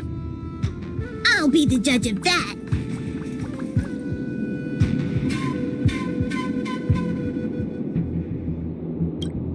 I couldn't think of anyone else to be Mr. Yang's boss. This is our boss, Startaro Bubble. Let's see this delivery and make it snappy. So what? This is the Tea Society, remember? Not before I see the money. I'm sure you understand the rules of such a transaction. Save it. Show us the goods first. Easy now. The item in question is extremely dangerous. It's understandable that our friend here wants to take extra precautions. I'm not sure Pom Pom is the best casting choice for a gang boss. It kind of works, right? Puar, give him the money. Happy now? Ready to hand it over? Be careful. Dangerous is an understatement with this item. I'll take my leave. Yes, you will. Permanently. Puar, get rid of him. Oh, this was all going so swimmingly. Selling a dangerous item to me makes you my accomplice. And I've got too many of those. To keep our little secret safe, I'm afraid I need to take special measures. When it comes to minor details, March can be very logical. As for the rest of the story... Speaking of which, when did I turn into an automaton? That's Puar's little secret. He transforms into an automaton in dire situations. Okay. Huh. And there I was, thinking you gangsters still had some decorum.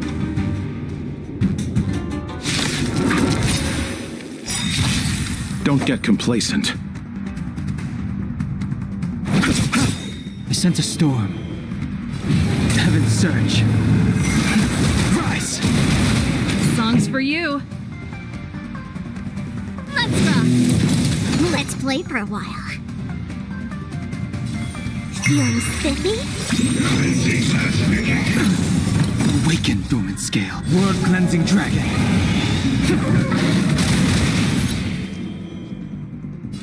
Heaven's surge. Break! You chose the wrong enemy. Keep up!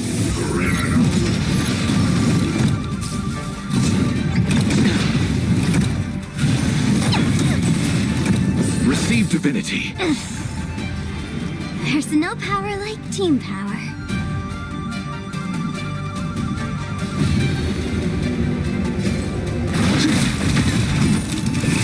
I'll go easy this time. Let's play hide and seek. Can you find the answer?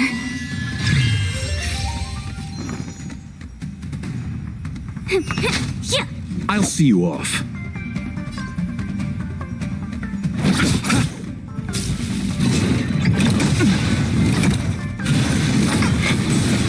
Pretty good crowd today.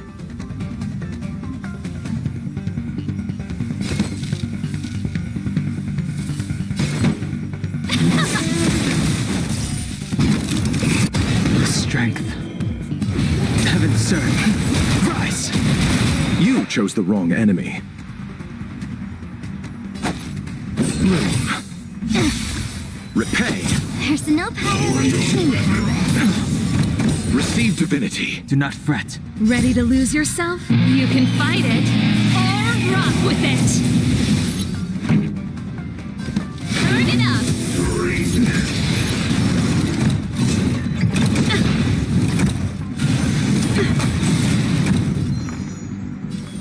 Feeling spiffy? Awaken, dormant scale. World-cleansing dragon.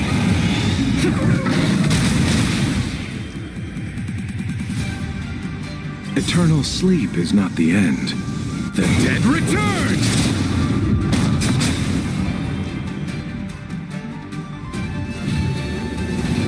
Surge. Break.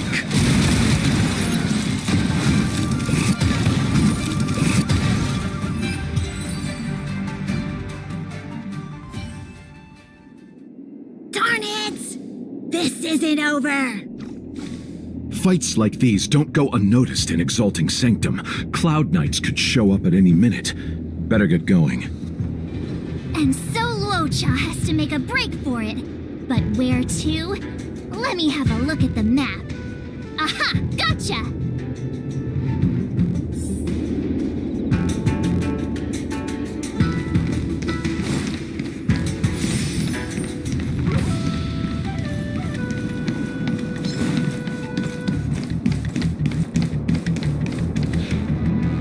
Halt! Who goes there? Uh-oh. His only escape is... Climb aboard, Luocha. Time to get out of here. So Luocha hopped on a star skiff and fled with the help of his accomplice. And that, ladies and gents, is the truth behind Luocha's disappearance.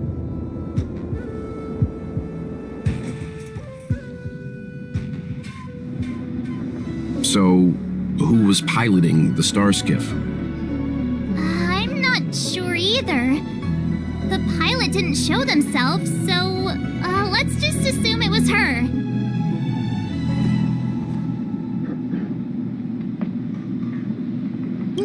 Too many faces, too small a budget. Maybe next time. March, as much as I enjoyed your deduction, I do have a few questions. For example, if Luocha took flight from the dock, how could he appear in side crane footage 2 hours later?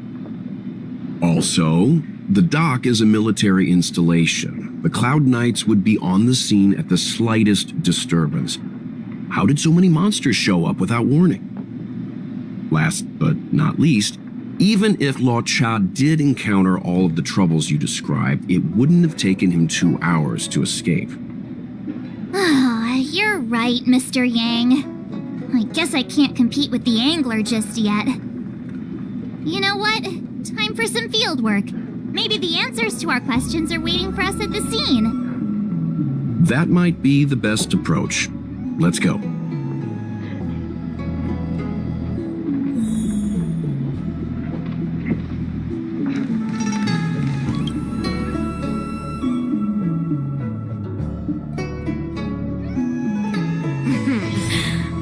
Drop by the Realm Keeping Commission if you need help. Excuse me, officer. We're looking for someone. Can you help us? He's got blonde hair, and judging by the way he's dressed, I'd say he was an outworlder. A traveler with blonde hair? Could it be? May I ask why you're looking for him? He saved our life. Since when did we start sharing a life? Bakken, we're not rehearsing. Excuse me, gentlemen. Would this blonde-haired, life-saving outworlder bear any resemblance to our suspect here? Oh, that's him! Mr. Luocha, he rescued both of us. Can I ask when this rescue occurred? It was the day before the Ambrosial Arbor came back to life. We were planning to thank him properly, but in the aftermath of the Arbor incident, we never had the time. Are you two... the people in dark clothing? What's with the wardrobe change? Dark clothing? Oh, I know what you're talking about. What a pair of clowns we are. Dark clothing. We fell into a ditch. Wait, what? There we were, looking for a spot to practice our new routine. We found a place, eventually. A little dilapidated, but nice and quiet. Shame about the giant ditch. I I lost my footing and slipped right in. My associate here, Fourth, yelled after me, "Don't panic! Fourth's got your back!" 2 seconds later, he landed on my back. Unfortunately, the ditch was connected to a sewer outlet. We were covered head to toe in... Anyway, I assume that's why you thought we had dark clothing on. A dignified story, I'm sure you'll agree. No wonder Yinshu said she had to cover her nose. Anyway, thankfully Mr. Lorcha was passing by and dragged us back to dry land. It took all his strength, I'll wager.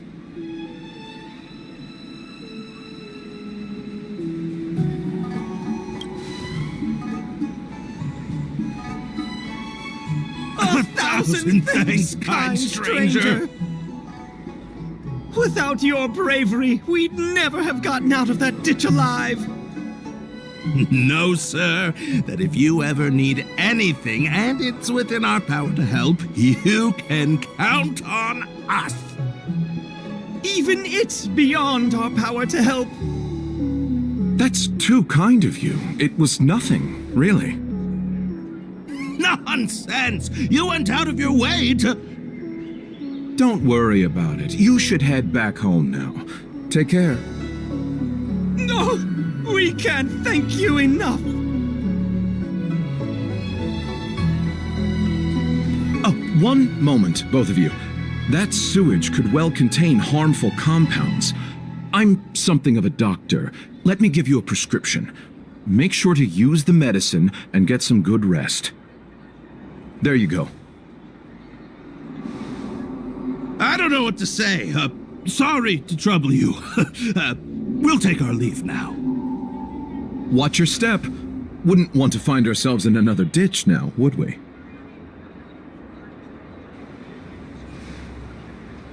Here, that's the prescription he gave us. A paper flower? It's beautiful. Did Luocha make this? That's right. He wrote down the prescription and folded it into shape. A man of romantic sensibilities, one might say. The paper looks familiar. Can I open it? Of course. We'd already opened it when we showed it to the pharmacy. We were planning on handing it over to the Realm Keeping Commission. We suspect it's probably our best chance of tracing him. We can take it off you. We'll let you know when we find him. Let me see. Of course! What is it? It's the title page of the Angler Mystery! The prescription's on this side, but on the back there's... Huh?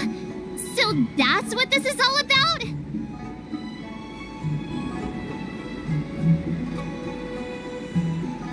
Take a look yourself.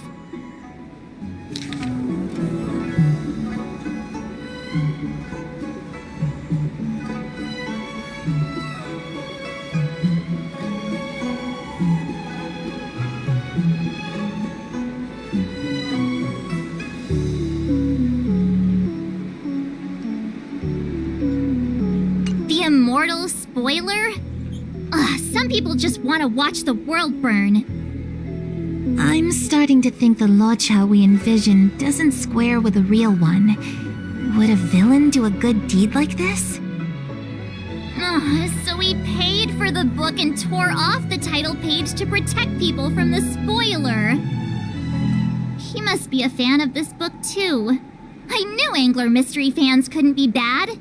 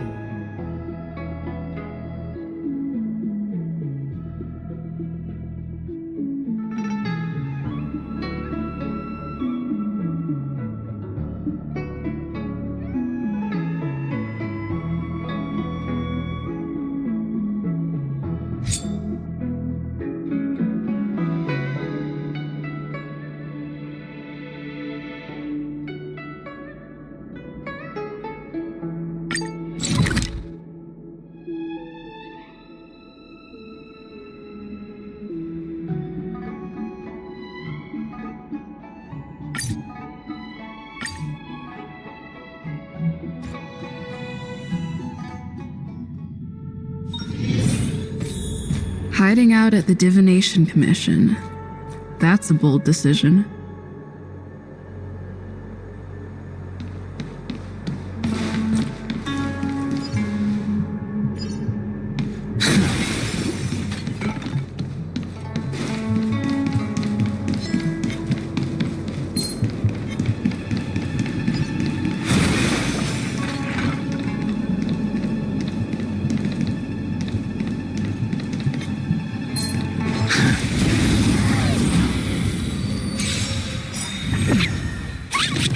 Time for a shot. Nap time. Heaven's Surge. Rise! Time to twirl! Did that hurt? Time to twirl!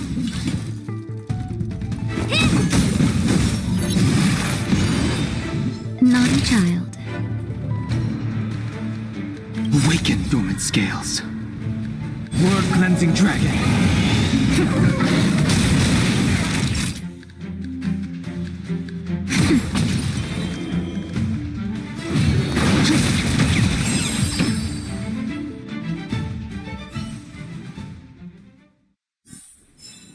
The consequences are mine to bear.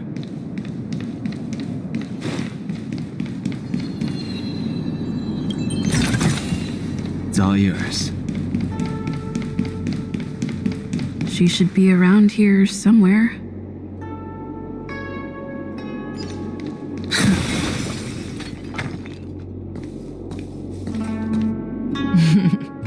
I knew you would come.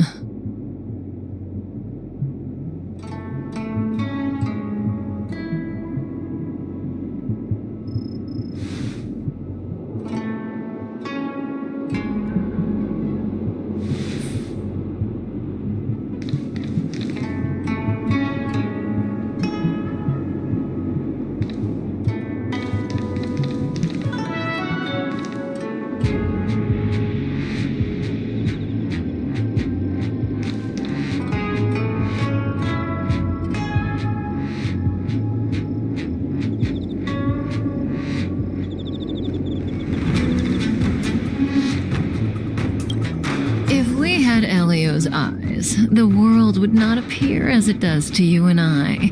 There are myriad possibilities overlapping one another, representing the consequences of different choices, and in every passing moment, an infinite number of choices converge on the same point and become the present, and then become the past.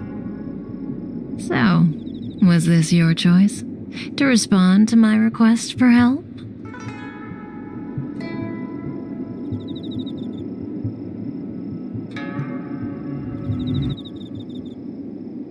I do. Blade is in a prickly situation. On the Cienjo, you're the only one I can turn to.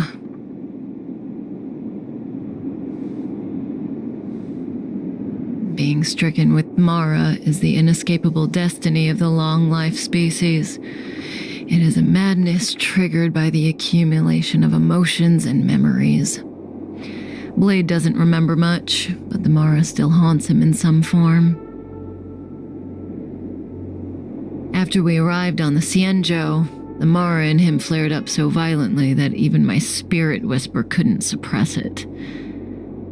He's not fit for interstellar travel in this state. My plan is to use Spirit Whisper to temporarily seal the Mara by reducing its potency.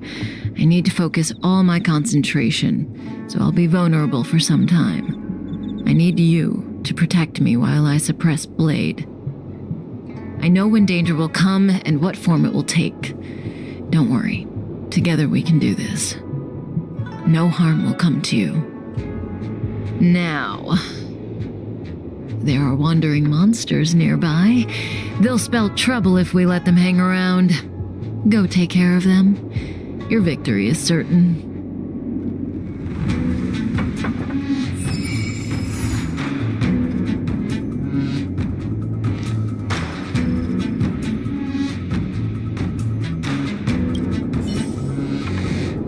That's Blade. Kafka says he's Mara-struck.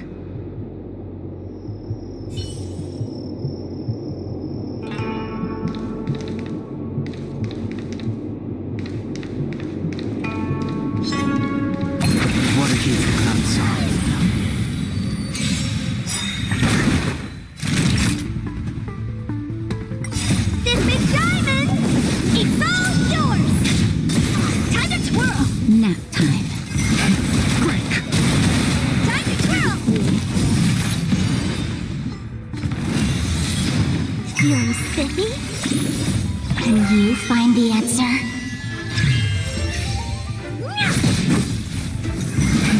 Rise!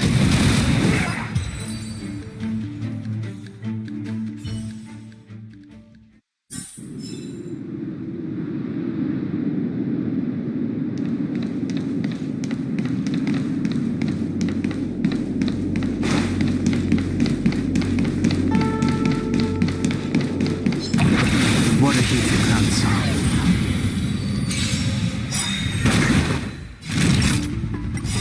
World cleansing dragon.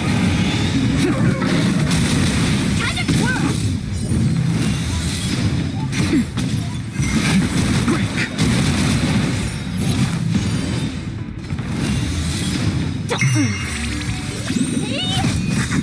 Time to twirl! This big diamond, it's all yours!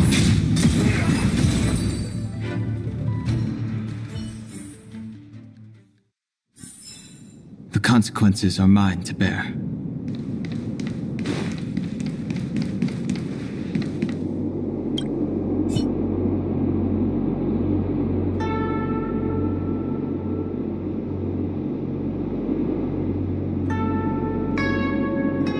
That felt like a time. It's good to open my eyes and see you back here.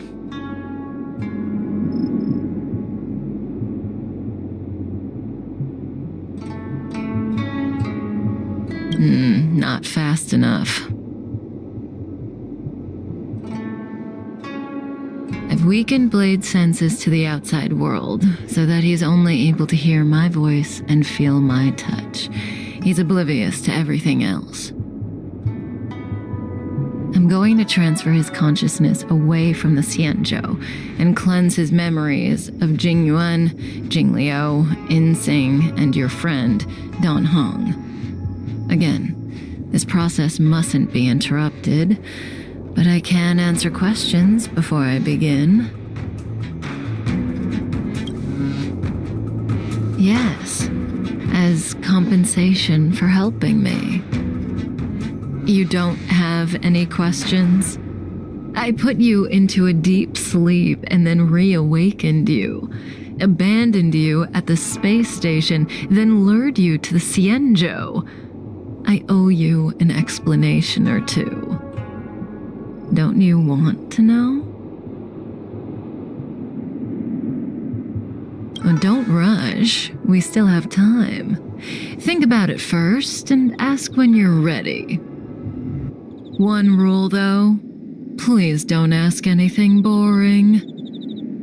Let's play truth and lies. It's a game I play with Silverwolf all the time. Kinda psychological. Both sides ask each other 2 questions, then give one true answer and one false answer each. So, one of my answers will be true, the other will be false. As for which is which, that's up to the asker to make the call. We don't have much time. Let's do 2 rounds to start. You ask me 2 questions, and you'll also have to answer 2 of mine. But remember, 1 truth, 1 lie.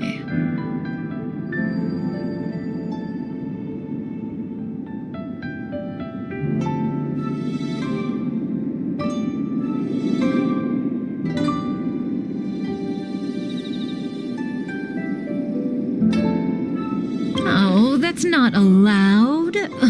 The game only works when both sides follow the rules, and I'll be none the wiser if you break them. Let morality be your guide. But I give you my word. I will abide by the rule of 1 truth, 1 lie. I'll go first to give you a demo. Oh, don't be nervous.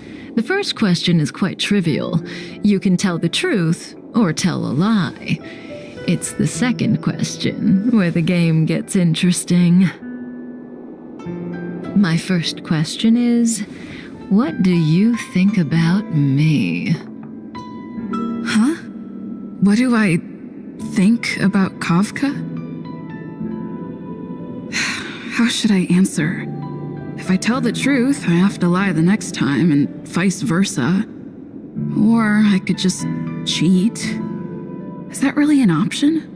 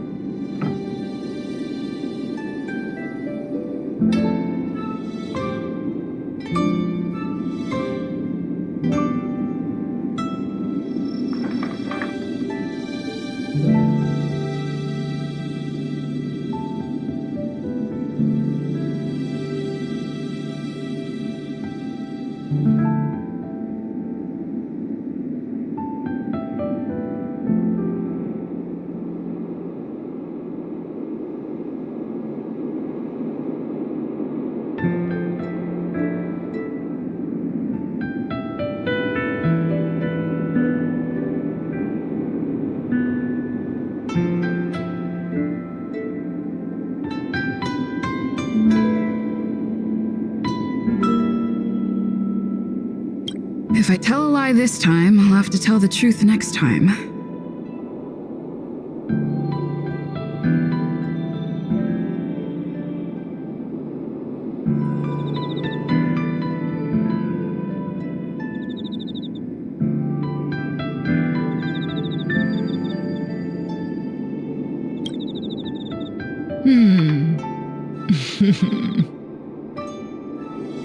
And there you have it. It's a pretty simple game, don't you think? You're hiding your feelings well. I'm afraid we'll have to put our game of truth and lies on pause. The Cloud Knights are here. I need you to help me get rid of them.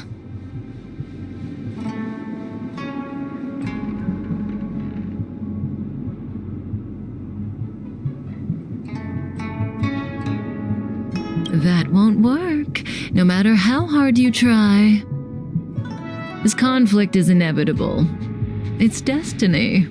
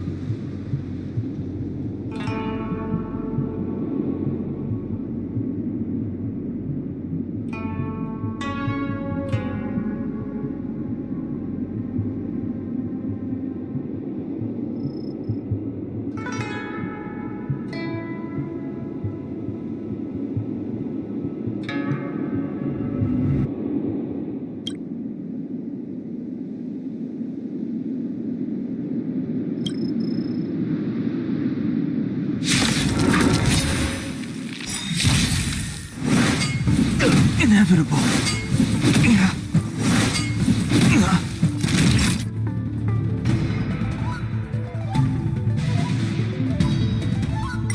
Just a little something. Nothing much.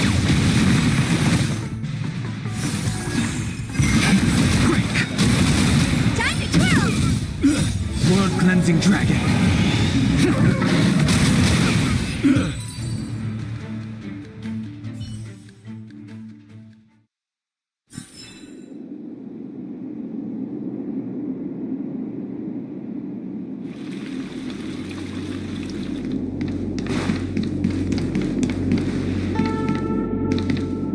See, the future always seems like infinite possibilities, but what is destined to happen will always happen.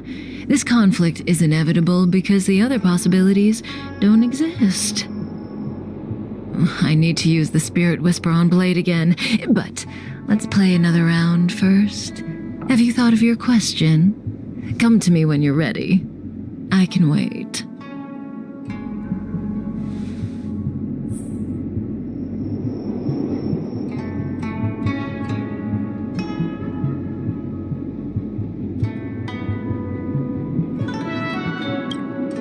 The game continues. Your turn. So I get 2 questions, only one of which Kafka will answer truthfully, but I won't know which answer is which. What should I ask?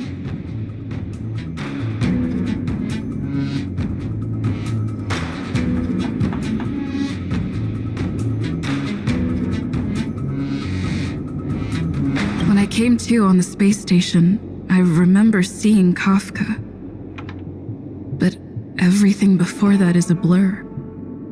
Shouldn't I ask about my past?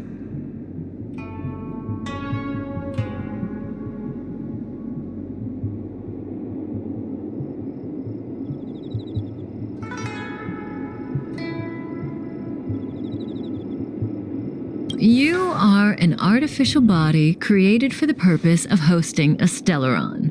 From the moment of your birth, it was your destiny to receive the Stellaron at Herta Space Station. Before that task was complete, I was responsible for protecting you, as well as teaching you general knowledge, common sense, and combat skills. The reason you don't remember is that I wiped your memory before the operation at Herta Space Station. No matter what she says, she looks like she's got something up her sleeve. I can't tell what's true and what isn't. I see the look on your face. Don't bother asking. I can't tell you if an answer is true or not. Make your best guess and choose your next question based on my answer. That's the beauty of the game. I hope your next question proves interesting. The rules of this game are like reality. We all think we have infinite possibilities, but when you really analyze it, you could count them on your fingers. Every question and answer is constrained by previous choices. The future is like a labyrinth. Every divergence is merely an inducement. There is only one real path.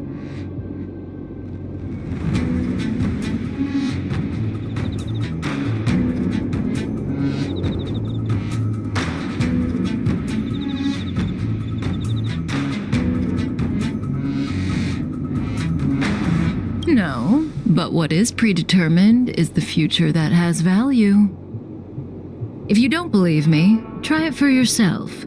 Soon we will face another battle.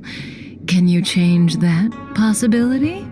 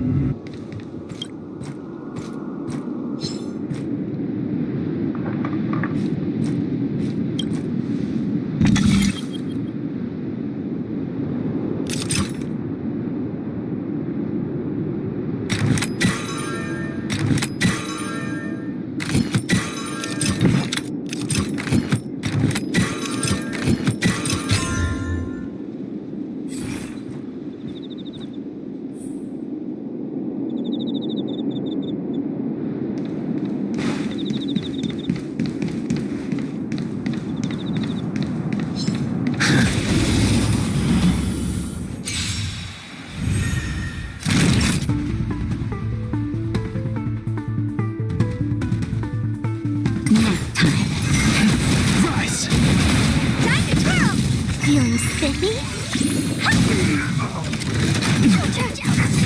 Grace.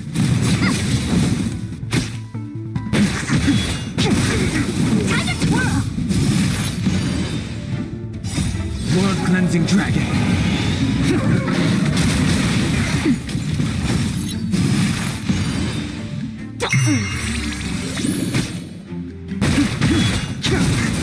Time to twirl! This big diamond!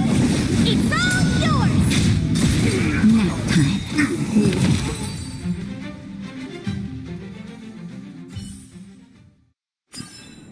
The consequences are mine to bear.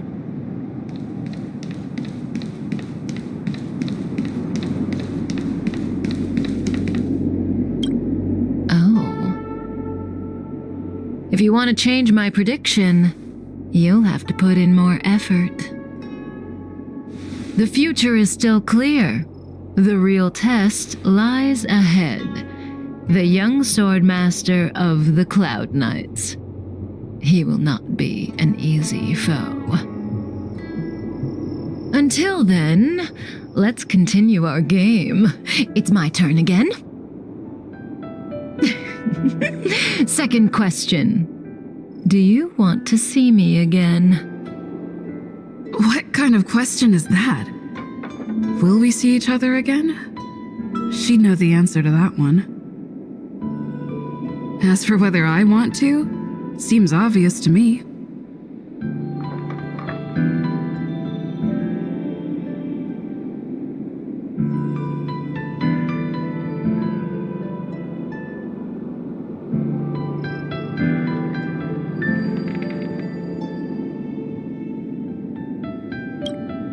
I guess I do want to see her again. So, my answer is...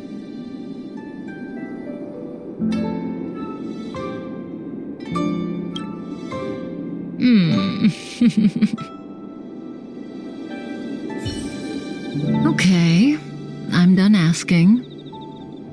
What a surprise. I can't see through you.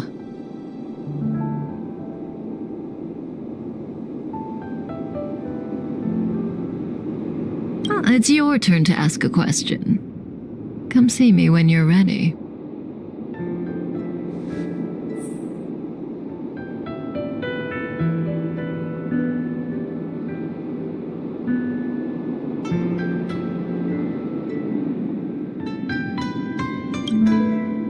This is your last question. Surprise me. I don't know if Kafka was telling the truth in the previous question, but one thing's certain. For this question, she'll have to answer according to the rules. Should I venture into a whole new topic?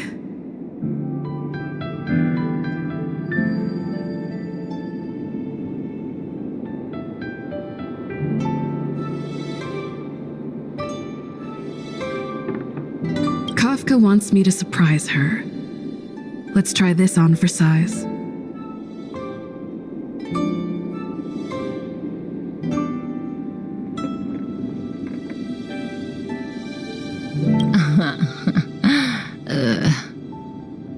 Yes.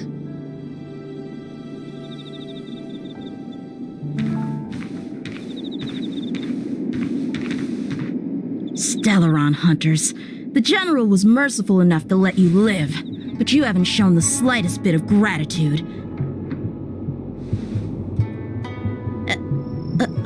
Why are you here? Because she was struck by my spirit whisper. My powers of suggestion are capable of convincing people to accept my orders, all without a second thought. Defeat this little boy and your mission is over. God, you witch!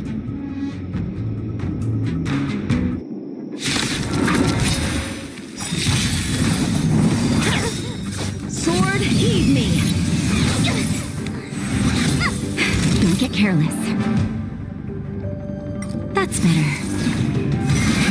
Rise!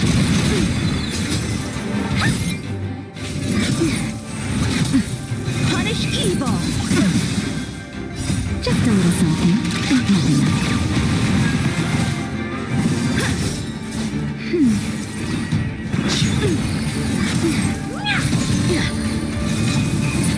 enough.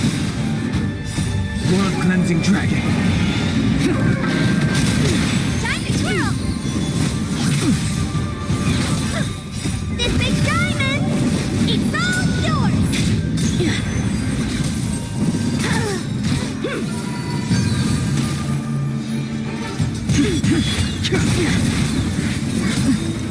Just a little something.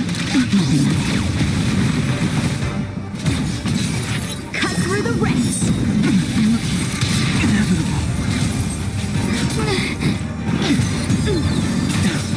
I'm just warming up.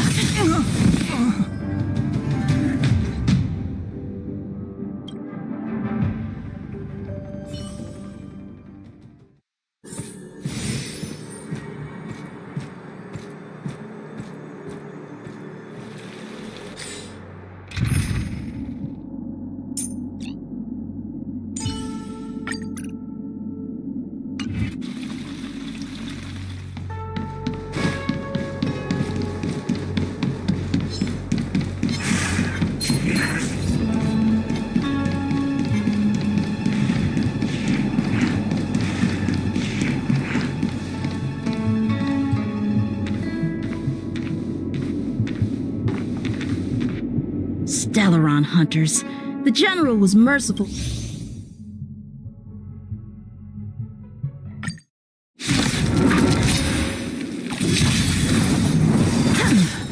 Come get me.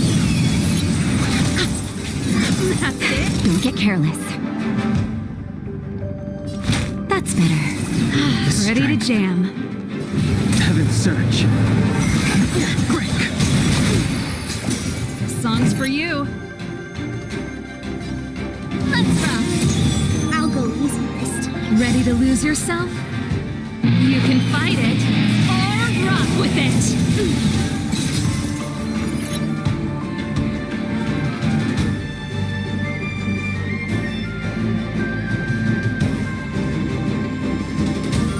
You spit me? I sense a storm. You're all in on it. That's it. Ready to jam.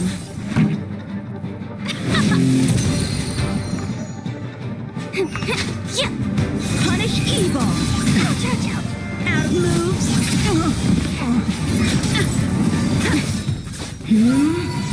Time for a shot.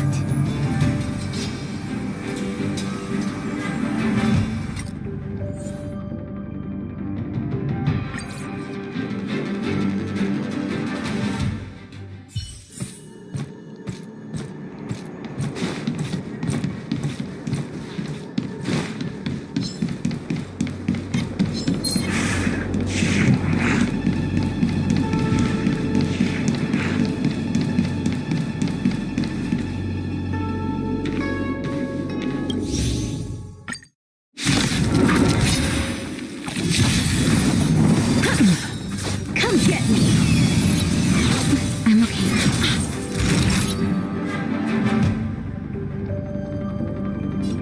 Nap time. The strength. Heaven's Surge.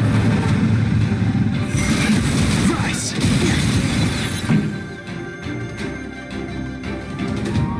Let's rock.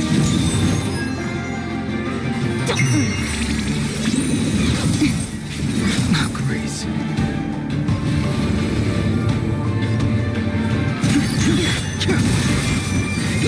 You're all in on it. Ready to lose yourself? You can fight it or rock with it. Naughty child. Ouch, ouch, ouch. Let's play for a while. I'm just warming up. This show must Awaken, go on. Thorn Scale. World Cleansing Dragon. Heaven's Surge. Break. Time for a shot.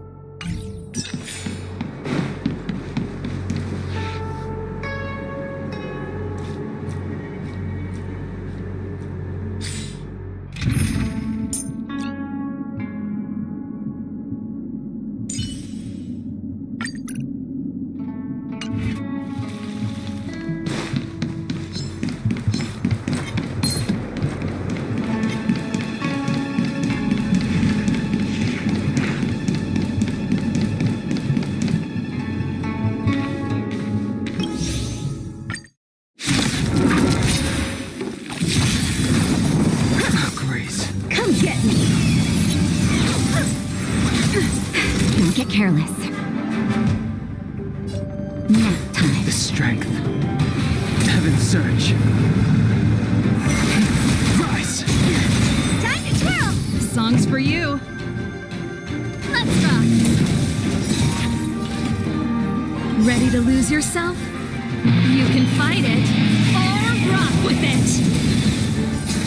Time to twirl!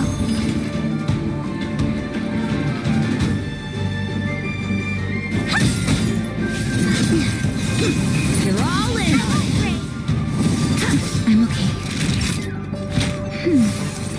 sense a storm. Heaven's surge. Break! Time to twirl! What are you looking at? Out of moves. The strength. Just in time. Just a little something.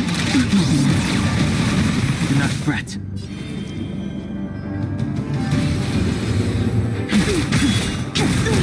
Pretty good crowd today. Awaken, dormant scales. World-cleansing dragon. Let's rock!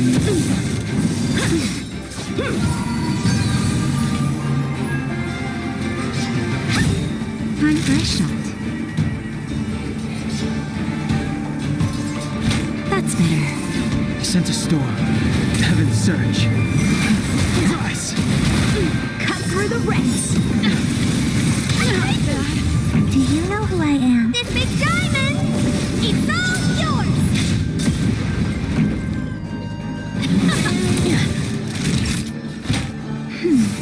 How appropriate! Just a little something. Nothing else. How appropriate! The strength.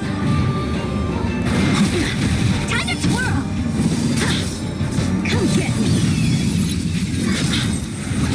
Pretty good crowd today. Ready to lose yourself? You can fight it or rock with it.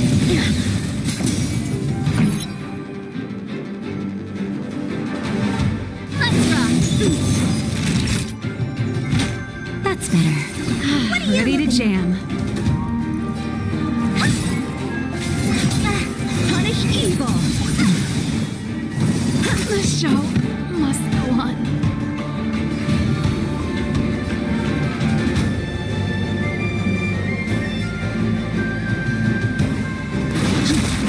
Time to twirl!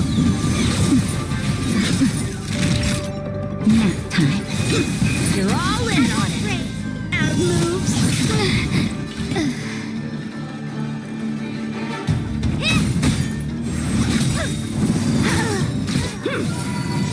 I sense a storm.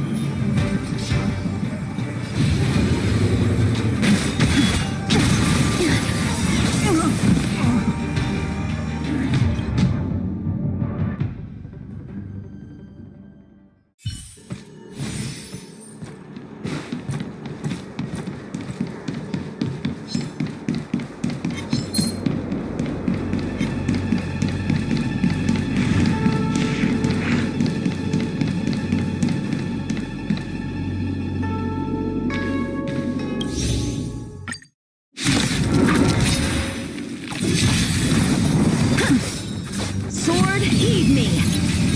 That's it! Rise!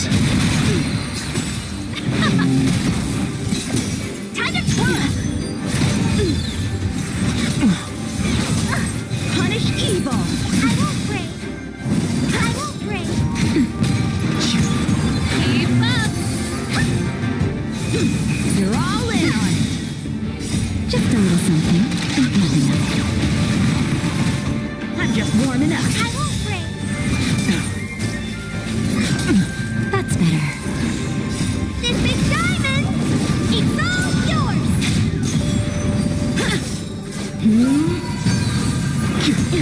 Turn it up! You can fight it or rock with it. Time to twirl! Cut through the ranks! World-cleansing dragon. Time to twirl! Not yet. Not now. Just a little something. Nothing else. Come get me! I won't break! That's better.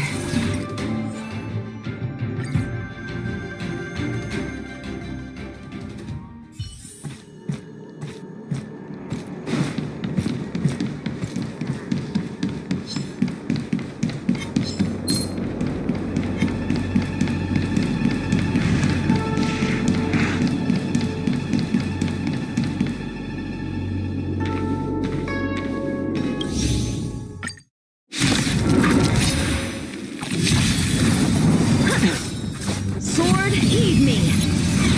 I'm okay.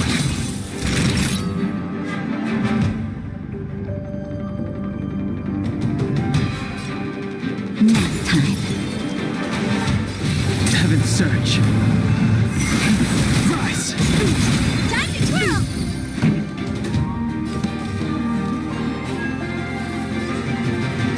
Keep up! Honored to meet me.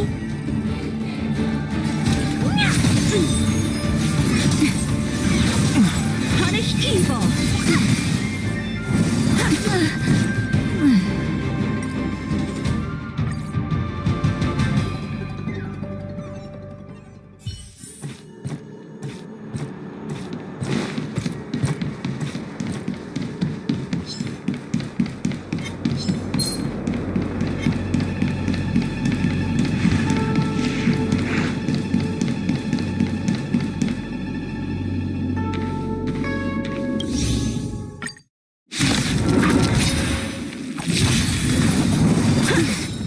Come get me! That's it? Don't get careless.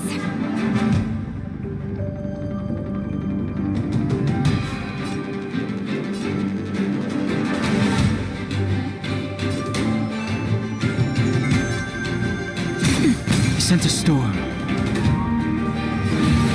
Heaven's Surge. Break! Time to twirl! Song's for you. Let's rock. Time to twirl.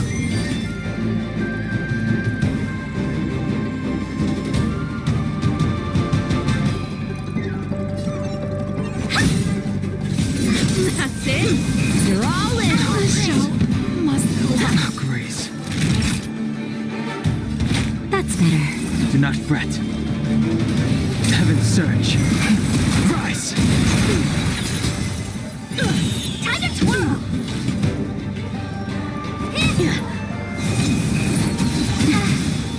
Out of moves! Grace.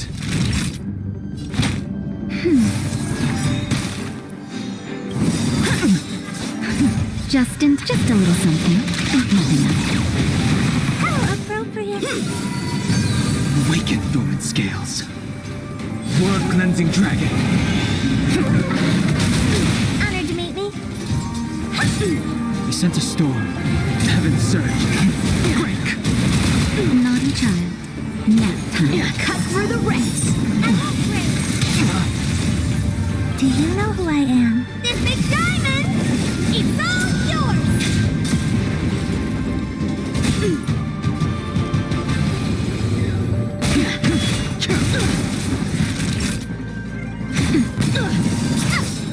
Come get me! What are you looking at? Time for a shot.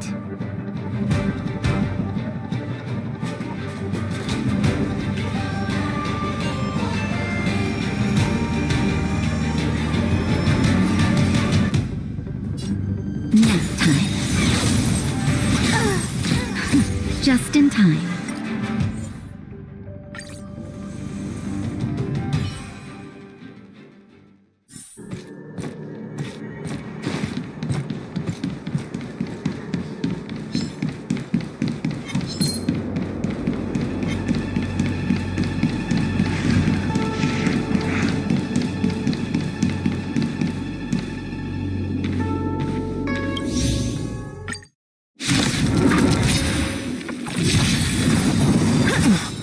Sword, heed me! Don't get careless.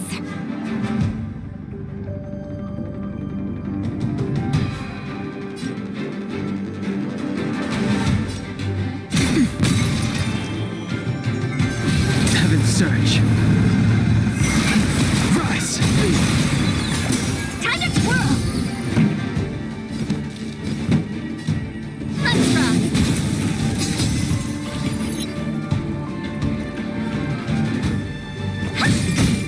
Punish evil! Naughty child. Heaven's Surge. Break! Time to twirl.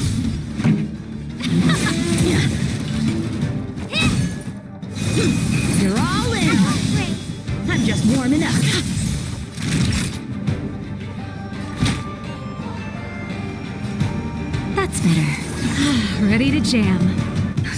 Just a little something. Not enough. Do not fret. Pretty good crowd today. Awaken, dormant scale. World-cleansing dragon. Let's rock. That's it. Time for a shot. Nap time. The strength. Heaven's surge. Rise. Cut through the ranks. Honored to meet me. Do you know who I am? This big diamond, it's all yours. Naughty child. Do not fret. Time to twirl. How grace. Sword, heed me. How grace. I won't break.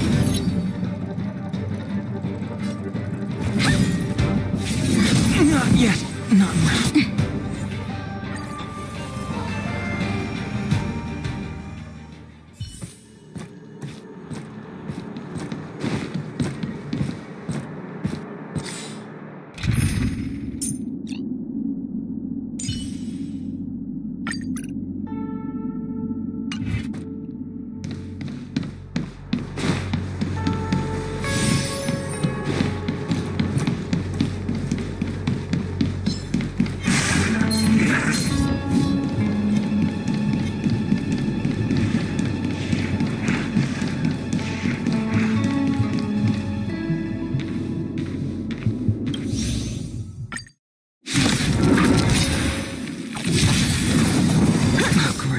Come get me.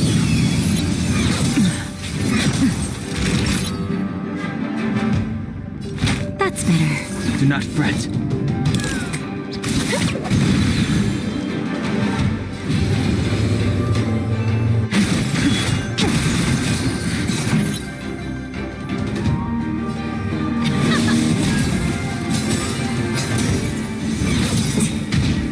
Punish evil.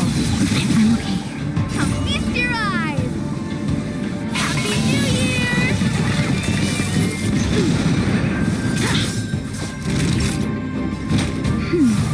Here we go.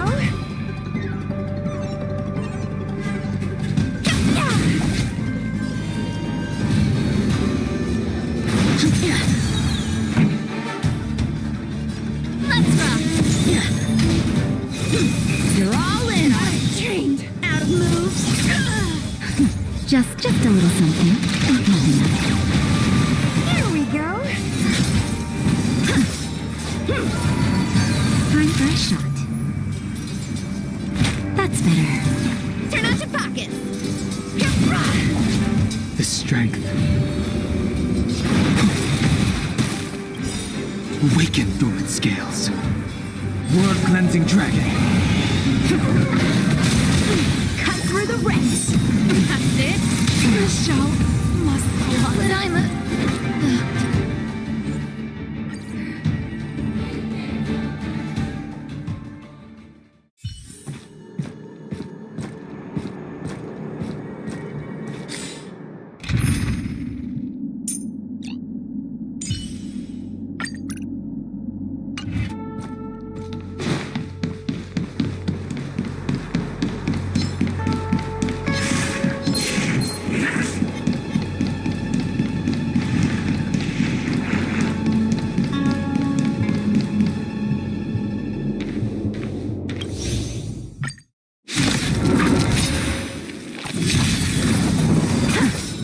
Sword, heed me. Move carefully.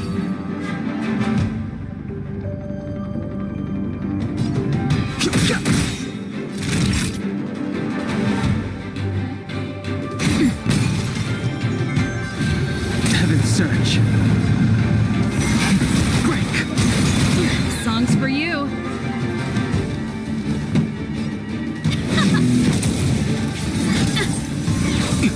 Punish evil. How grace.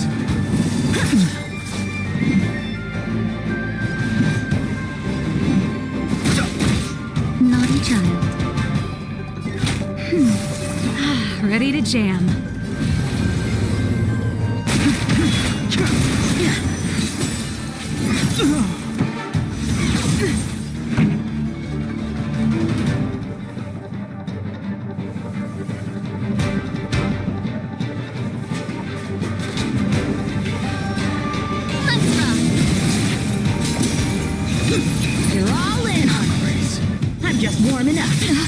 Ready to lose yourself? You can fight it or rock with it.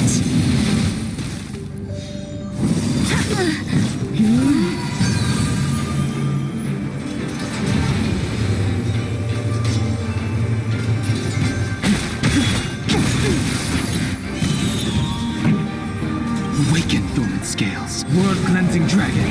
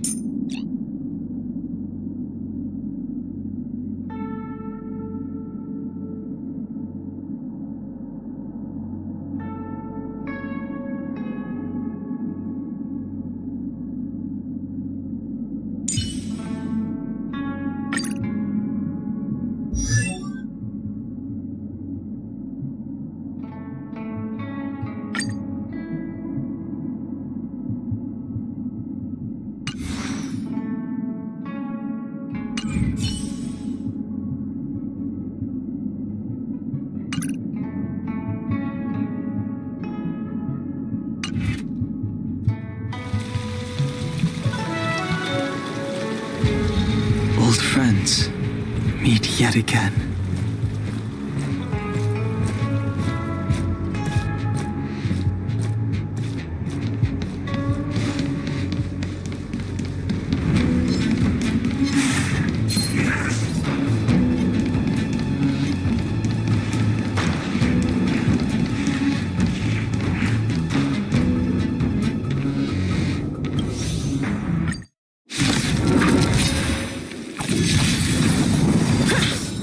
Sword, heed me!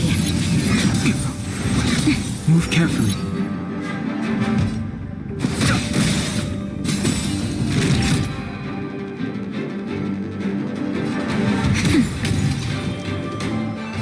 Heaven's Surge. Rise! Pretty good crowd today. Keep up! Oh, Grace. You're all in on it! The truth of life and death, revealed in an instant. The sanctuary is but a vision. Break!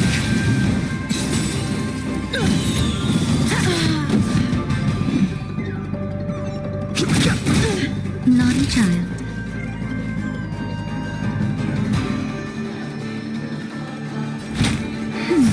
Don't worry about me. Punish evil! I'm just warming up.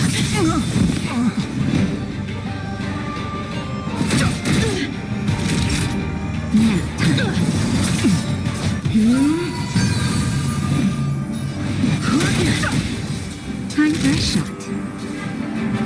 That's better. Don't worry about me. Cut through the rents! The truth of life and death. The sanctuary is but a vision. Break! Just a little something. Don't worry about me. Fighting is meaningless. Sword, heed me! Naughty child. Don't worry about me.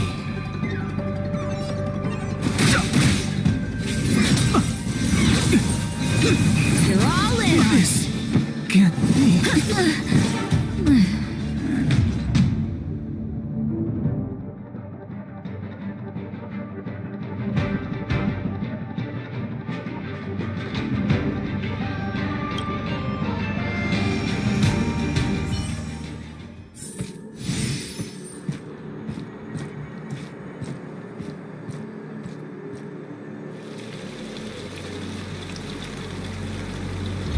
Old friends, meet yet again.